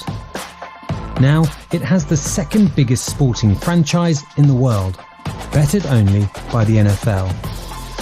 At the centre of its success is one country and its record-breaking tournament, the Indian Premier League. So there's been a revolution in cricket. Traditionally what used to happen, when English cricket started, cricket in the rest of the world stopped. Now, such is the glamour of IPL, such are the riches IPL provides, that English cricket has to bow down to India. There are 74 games now in the IPL, and each one is valued at over £10 million for one game. There's no way that other formats of the game before could have commanded that sort of financial power or value. The figures that are talked about is that 80% of world cricket's income is provided by India in one form or the other. India currently has a population of 1.4 billion people. IPL has a viewership of almost 700 million people. Worldwide fan base for cricket is about 2.5 billion people. We are 27% of that total fan base worldwide. So potential to grow this viewership, immense, massive. This is the story of how one country became the driving force behind the biggest sporting turnaround of the 21st century. Well, cricket is this unique English game. The English invented most of the sports, but cricket is probably unique in that the two sets of players are doing opposite things. One of them is playing with a bat, and the other one is playing with a ball. It's one of those kind of quite enigmatic sports to describe, I think. It's the battle between runs, the number of runs you can score versus the number of wickets. And a wicket is when a batter gets out. And so it's a contest between runs and wickets. The overall aim of the game is to score more runs than the opposing team. A run is essentially a point, and it's given every time a batter runs between the wickets, which is possible after the ball has been bowled. 4 runs are given if the batsman hits the ball beyond the boundary of the pitch, with the ball having hit the ground. A 6 is given for batters who can clear the boundary without the ball hitting the ground. The fielding team bowls to the batting team. A fielder bowls in sets of 6 balls, which are called an over. After each over, the bowler changes. The best way to prevent the batting team from scoring is by getting the batsman out or taking wickets. This can be done in many ways: bowling, catching, or running out. Once 10 of the 11 batsmen are out, their innings finishes and they can't score any more runs. The same is true if they run out of time, which varies depending on the type of cricket game, and is where the most revolution has taken place in recent years. Its most traditional format is multi-day cricket, so where it's played with a red ball and there are 3 results possible: win, lose or draw. So I know people are completely stumped by the fact that you can play a game for 5 days and still draw at the end of it. Cricket's complicated rules and long playtime meant it struggled to appeal to fans outside Commonwealth countries who had deeply historical ties to the game. Invented in England in the 1600s, cricket arrived in other parts of the globe during the late 17th and 18th centuries via British colonisers. The British took the game to different parts of the world as they expanded, as they went in search of trade, and then they acquired territories. They didn't tell people you have to play our sport. They played their sport, and the other people seeing the British play the sport was attracted by it. While a number of the Commonwealth countries adopted the game as their own, one managed to turn the sport into big business. I think the Indians, who've been given no chance at all, are likely to give a great deal more trouble than many people expect. When I was a very young boy, that was a long time ago, in the 50s, as a 5-year-old, I was taken in India, in Mumbai, to watch England play India. Mihir Bose, the BBC's first sports news editor, is one of cricket's best-known commentators. His most recent book, 9 Waves, The Extraordinary Story of How India Took Over the Cricket World, traces the country's rise from colonial dependency to global dominance within the sport. The money in cricket came through, and this was worldwide, came through people at the gates buying tickets. When a team came over in England, Australia, West Indies, New Zealand or whoever, there would be in the cities what was called test fever. People would want to buy tickets, there would be long queues to get tickets and so on. And that was the situation till well into the 1990s. Television had shown its potential in India during the 1982 Asian Games, but it wasn't until the 1990s, when domestic viewership reached critical mass, that its full potential could be capitalised on. The cricket authorities in India realised television stations were prepared to pay big money. By then, crowds had declined all over the world. People were watching on television, and English cricket and Australian cricket found that when they played India, they could sell their television rights to these Indian television stations for a lot of money. And that is where India, if you like, took over the world game. While the sport's original days-long format continued to have an appeal with long-standing fans, cricket struggled to entice new, younger audiences. This pressure only intensified as the unparalleled popularity of mega franchises like the NFL and the EPL continued to proliferate. In an attempt to reinvigorate the sport, a variety of shorter formats with fewer overs were created.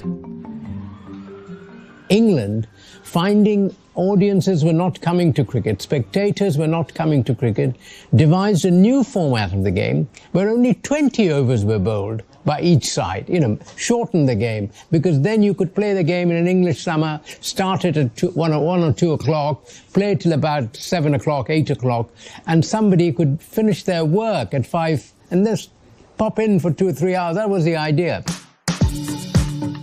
England's 20-over format, also known as T20 or 2020, launched its first professional tournament in 2003.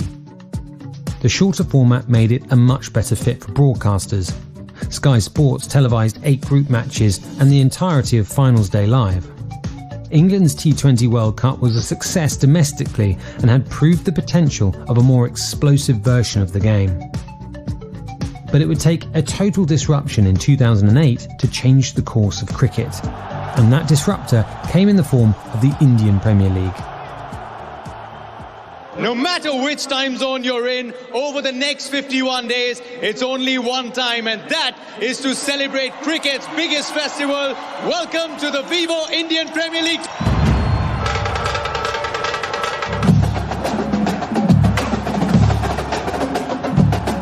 They made it into a spectacle, and the old-fashioned traditionalists find this abhorrent. To them, that's not cricket. Cricket is theatre, where, you have intellectual discussions as to where the ball is played and so on and so forth. Here they said, no, you don't need all that. You want entertainment. You want to rival what the cinema offers you, what any other form of entertainment offers you. The IPL didn't just take inspiration from America's pre-show entertainment and pyrotechnics, it also adopted a similar league structure where the same teams compete every year. For the IPL, they devised completely new teams. So it became Mumbai Indians, owned by one of the richest businessmen in India, composed, some of them from Mumbai, composed of players from around the world. Or the Chennai Super Kings, or, the Kolkata Knight Raiders. So they came up with these exotic names. The one difference is this is not about a country playing another country. The one difference is you're able to, as a franchise, attract the best in an auction, which is done prior to the season beginning, where you bid for the best players in the world for a certain price tag. How much has the IPL, changed the face of cricket because of the money involved? Yeah, well, I mean, the money involved is huge for the players these days. This is a time of upheaval in sport, when new, moneyed leagues promising big payouts threaten to upend the status quo. From Saudi Arabia's controversial LIV Golf Tour that saw golfers sign up despite concerns over the country's human rights record and then lose their place on renowned PGA tours, to the proposed European Super League, a breakaway competition in football designed to guarantee millions of dollars for a select few at the expense of long-established leagues. And the IPL is no different, with only 10 teams competing, each under owners with deep pockets. It quickly attracted the world's best players, causing issues for any other tournaments that took place during the IPL season. Player choice, scheduling, the kind of proliferation of short format leagues, whilst also trying to schedule international cricket, whether it's test match cricket, the domestic game, the other international formats. It is quite a challenging jigsaw puzzle. The organisation unofficially in charge of putting that puzzle together is the Board of Control for Cricket in India, or the BCCI. While the International Cricket Council is named the global watchman, money, as is often the case, wields power. The humble truth here is the BCCI is the richest body today in the world of cricket across the globe. And I think it's purely because of the success of IPL, massively. So you've got sponsorship deals pouring through every single corner of the room into the BCCI. 80% of world cricket's income is provided by India in one form or the other. There's television rights, there are commercial deals. When India play abroad, if you look around the stadiums, the marketing of the sponsors' names are Indian sponsors' names because they have got the rights, they want their names on television because Indians are watching and therefore they'll sell the products. So the BCCI obviously continues to, aggregate power in its hands purely because of the type of consumers it has at its disposal, the Indian consumer. Like I said, 700 million people watching IPL, which has probably the least number of games across any sporting, format across the world. I'm not just talking cricket, I'm talking NFL, I'm talking about MLB, I'm talking EPL. This has the least number of games. It has the maximum viewership. The success of the 2022 IPL media rights e-auction highlighted just how successful this franchise has become in such a short period of time. The TV and digital rights for 2022 to 2027 matches collectively sold for $6.2 billion. This not only reaffirmed the IPL as the leading cricket league, but also made it the second most valuable league globally. At more than $13 million per match, the IPL has surpassed global leagues such as the EPL and the MLB, and is second only to the NFL. Disney bagged the TV rights, and a joint venture between Paramount and Mukesh Ambani's Reliance Industries won digital streaming rights. Media companies are constantly working hard to make sure they get the right form of content such that the consumer loyalty continues to stick and grow. If you look at the case of Netflix in the 2 quarters that went by, they actually said they're going to come off massively on their consumer numbers only because they're not able to penetrate countries like India, which require a different form of content. I'm not saying that they should go after cricket as a possible broadcasting theme. They may, who knows? But if you get sport, which is universal, has no language, something like a football or a cricket, which actually attracts more consumers given its religious following in those specific countries, I don't see a reason why you will see more media companies coming and trying to get a partnership with the BCCI given the massive fan following across the world. It's widely agreed upon that media is what's propelled the values of teams to such astronomical heights. In the US, the Big Ten, a college football conference, just signed an $8 billion media rights deal. And Apple signed on to a 10-year global broadcast deal to stream Major League Soccer worth $250 million. With so much untapped revenue to play for, a flurry of new T20 leagues are being created in an attempt to ride the wave of the IPL's success. South Africa have started fleshing out details of the new T20 league. Players are already on board, a broadcast deal has been confirmed, and team owners revealed. SA's previous attempts at getting an international T20 league off the ground have failed. South Africa and the UAE are both set to launch new T20 leagues in 2023, adding to an already packed cricketing calendar. These tournaments will put a further strain on resources and talent, especially as the current ruling by the BCCI states no Indian national player can take part in other leagues unless they permanently retire from the IPL and national cricket. The thinking here is that players competing in other T20 tournaments will take fans to those franchises, which could lead to tougher competition in terms of attraction, attention, and brand value for the IPL. So you've seen T20 leagues mushroom in Australia, the Big Bash League, the Caribbean Premier League, one in England, and now 2 new leagues being launched, just announced, one in South Africa and the other one in Dubai, the Emirates Cricket Board. Now, the fact is, in all of these leagues, Indian players who have a global fan following are not allowed to play. That's the rule. And if you can't get the likes of MS Dhoni or Virat Kohli or some of the other big boys that we have playing cricket across the world for their country and in the IPL league, I think you lose that many audiences. In an interview with ANI Sports in August 2022, the BCCI Vice President Rajiv Shukla commented on the matter.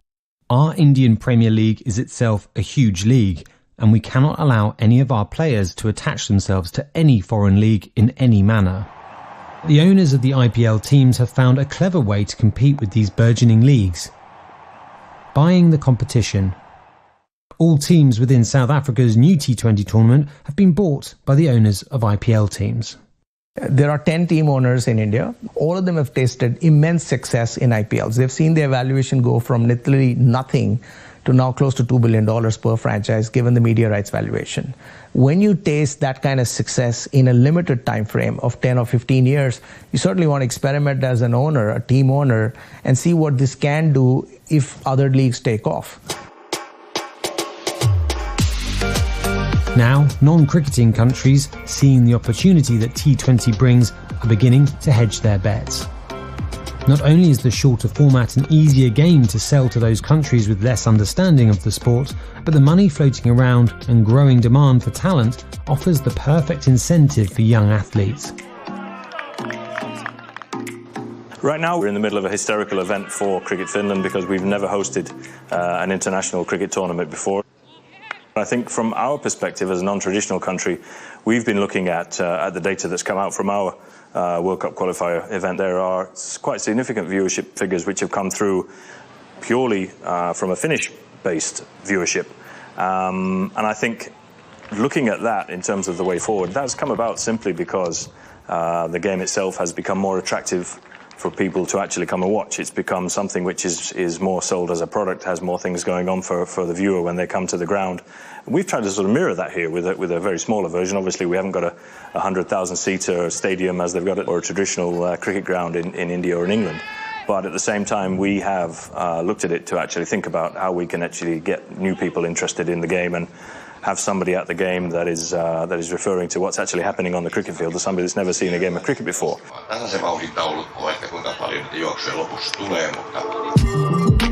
For Finland, a country whose own national sport, Pesäpallo, is also bat and ball based, T20 offers a potentially easy transition for players and viewers.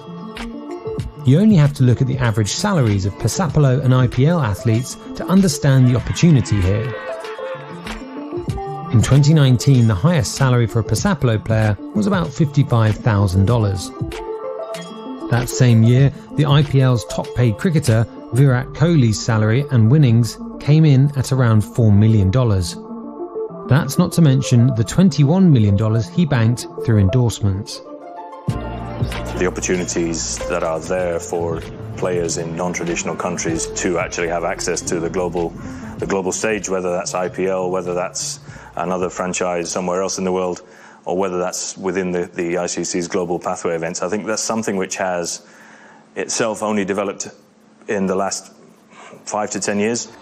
Every other cricket board internationally is trying this format because they think it will result in them getting a lot of largesse in terms of dollars that come in, and they can in turn improve the local infrastructure of the game in their respective countries, which they probably can't do given the current state of finances. So it's a chicken and egg situation. If they are able to successfully attract and stage the first or second season of the tournament by attracting some world-class players and getting adequate consumers, media companies will come and funnel those as well. Now, cricket is hoping to break into the largest sports market in the world, the US. The US's Major League Cricket competition is set to launch in 2023, backed by investors such as Bollywood superstar Shah Rukh Khan and Microsoft chairman Satya Nadella. The following year, in 2024, Los Angeles will jointly host the T20 World Cup with the West Indies. And there's also a bid by the ICC to feature cricket for the first time ever in the Olympics, which will also be in LA in 2028. With so much interest in the sport and its expansion, investors are picking apart the business model and exploring ways to capitalize even further.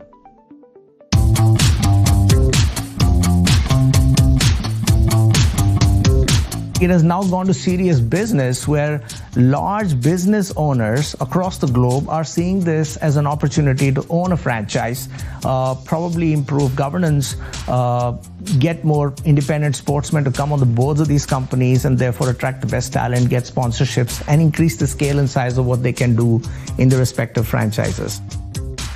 Sport has become business, and sport is still run, and that is true beyond cricket in other sports, but particularly in cricket, as if it's a cottage industry. We haven't got off the field the sort of leaders and administrators we need to run a big industry like this, an industry that appeals to millions of people and which can affect the lives of millions of people, because for them it's a form of entertainment that they value.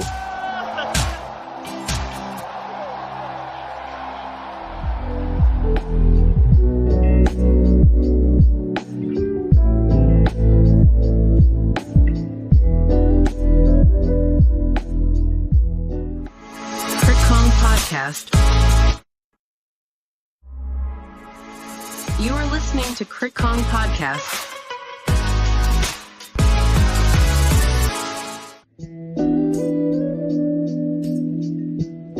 Good afternoon, members. Today we're very lucky to have Kumasu Sangakkara, former captain of all three formats for the Sri Lankan cricket team, second highest international run scorer, and the first non-English person to be the chair of the MCC. Please join me in warmly welcoming him. So I think I'll get straight into it. So how did you start playing cricket? Was cricket always the sport that you loved? Who did you watch growing up? Yeah, first of all, thank you very much. Being a has-been cricketer, applause are always nice. It does my ego a world of good. I started cricket seriously quite late. I played cricket from a very young age. I was born in a small city in the Central Hills, and then moved to Kandy, where I grew up and lived most of my formative years until I finished school. And I went to a Christian missionary school, very much based on public schools here. So we had to take part in almost all the sports that you were good at or had an affinity to. And I played tennis mostly, started with badminton, which I soon realized some people don't consider a sport. But I swam, so I did quite a few things. And the only reason why I chose cricket at the back end was that all my friends played cricket. It's a lot more fun than a solitary sport like tennis. But it was interesting growing up in an environment where I had very different parents. My father was very insistent on whatever I did well. So he took it upon himself to coach me in cricket and tennis or any other sport I picked. And he did that to my siblings as well. And his methods were so good that two of my siblings basically said, no more, we're out. You concentrate on the two who have accepted these coaching methods. And so that was basically, growing up in sport. And I had my mother, who was very insistent that I tried my best at academic work. So it was this constant kind of tug of war between my parents, and it was very interesting. And the choice to start playing cricket from a young age, being a Sri Lankan, was quite natural. And then I left school to go to university, and I grew up in a strange time in Sri Lanka. There was war. There was an uprising, a Marxist uprising from the universities in the rest of the island. Schools and universities were closed for many, many years. And then I had to wait 2 years to start reading my degree at university, and I used those 2 years to play cricket for a club. And I wasn't I was a good school cricketer, but I wasn't, I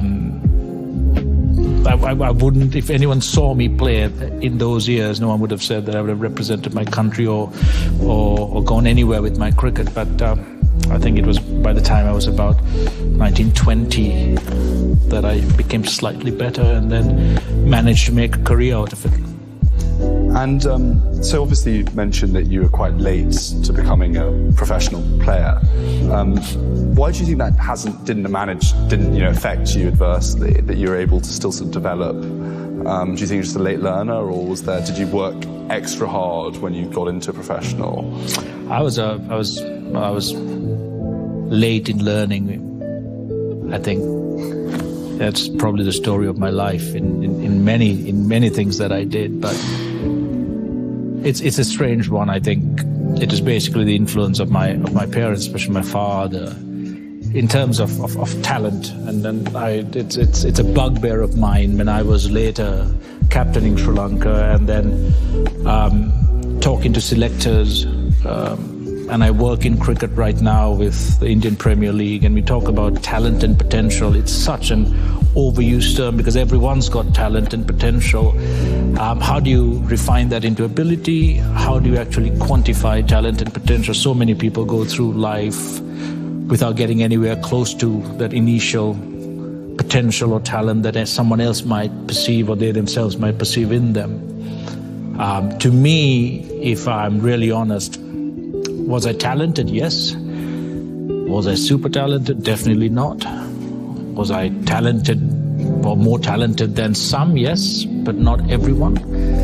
I just feel that my learning curve accelerated or was quite steep immediately after I was more self-aware.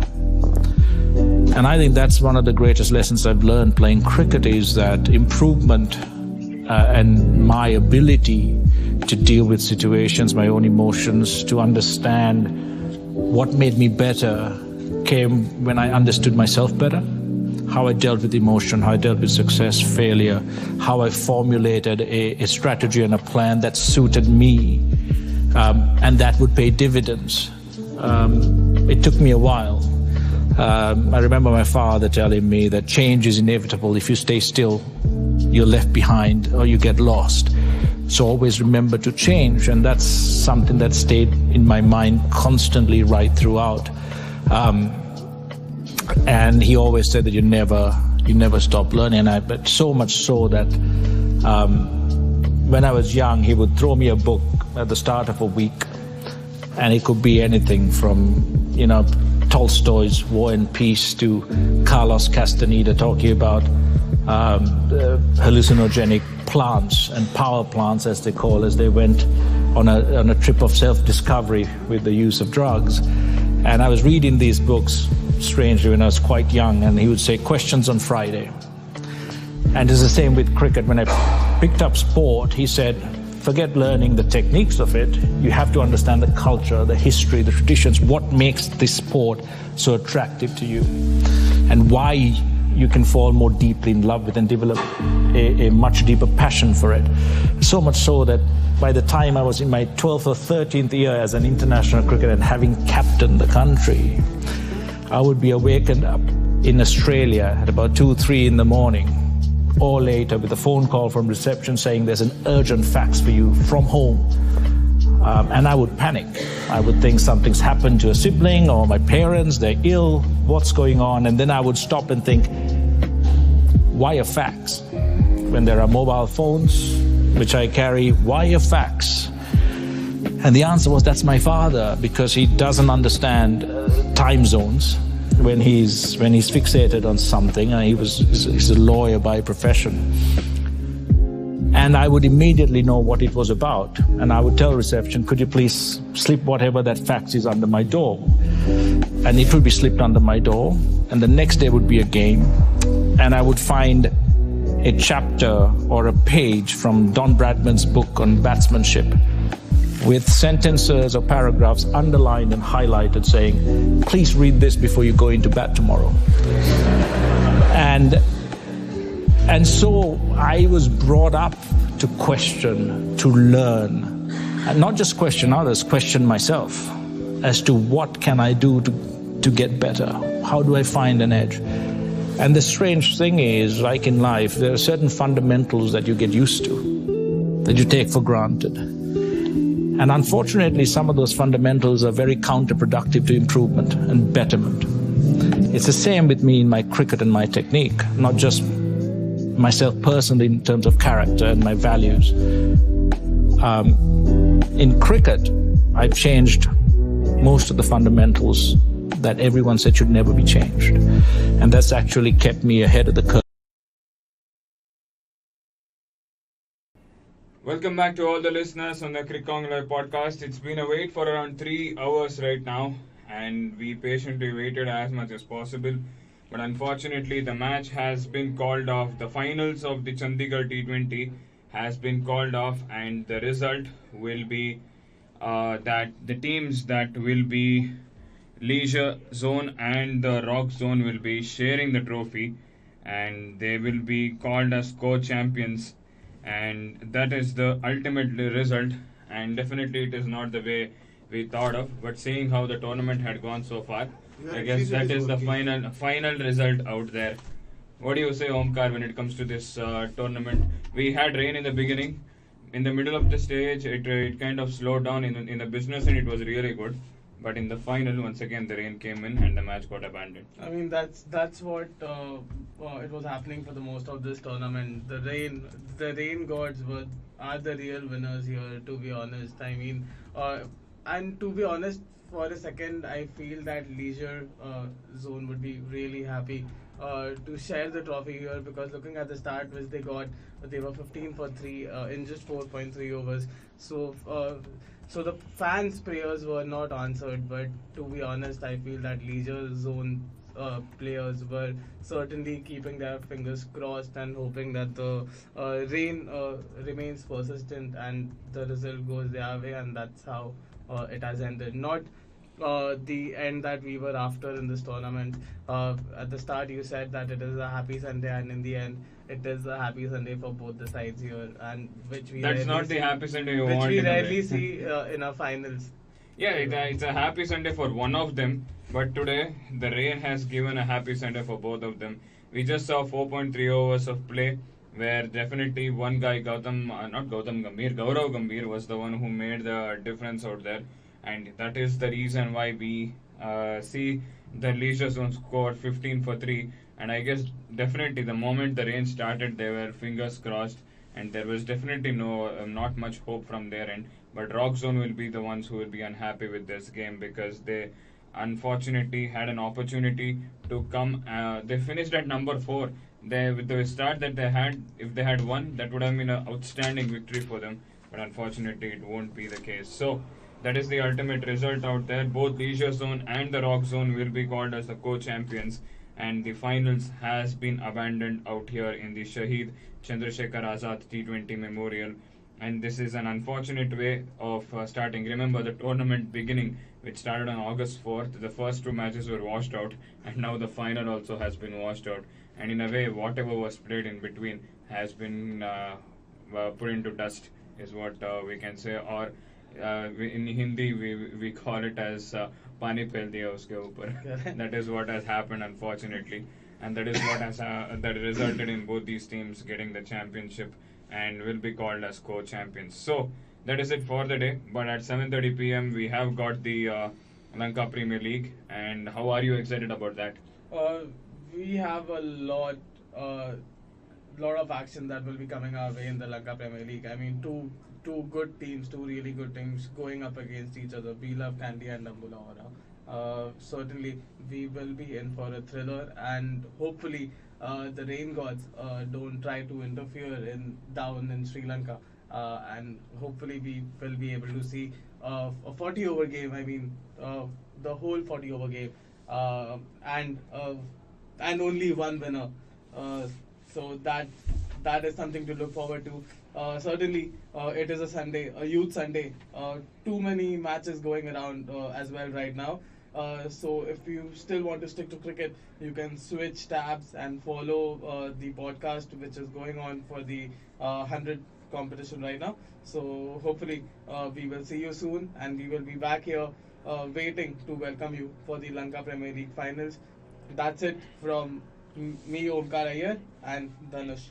Yes, that's it for the moment. At 7:30 p.m. is when the Lanka Premier League game is going to start. Also, the second T20 of India versus Ireland also will start at 7:30 p.m. So 2 good games coming up. So we will be there on the Cricket Live podcast, and whichever game you would love, definitely tune in and listen to us. So until then, it's a goodbye for the moment, and we will see you just in a couple of hours of time.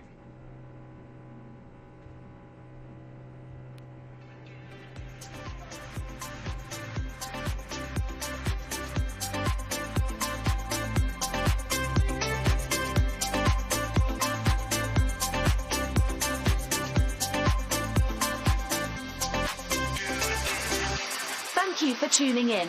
This is your commentary team signing off. Catch you next time with more exciting live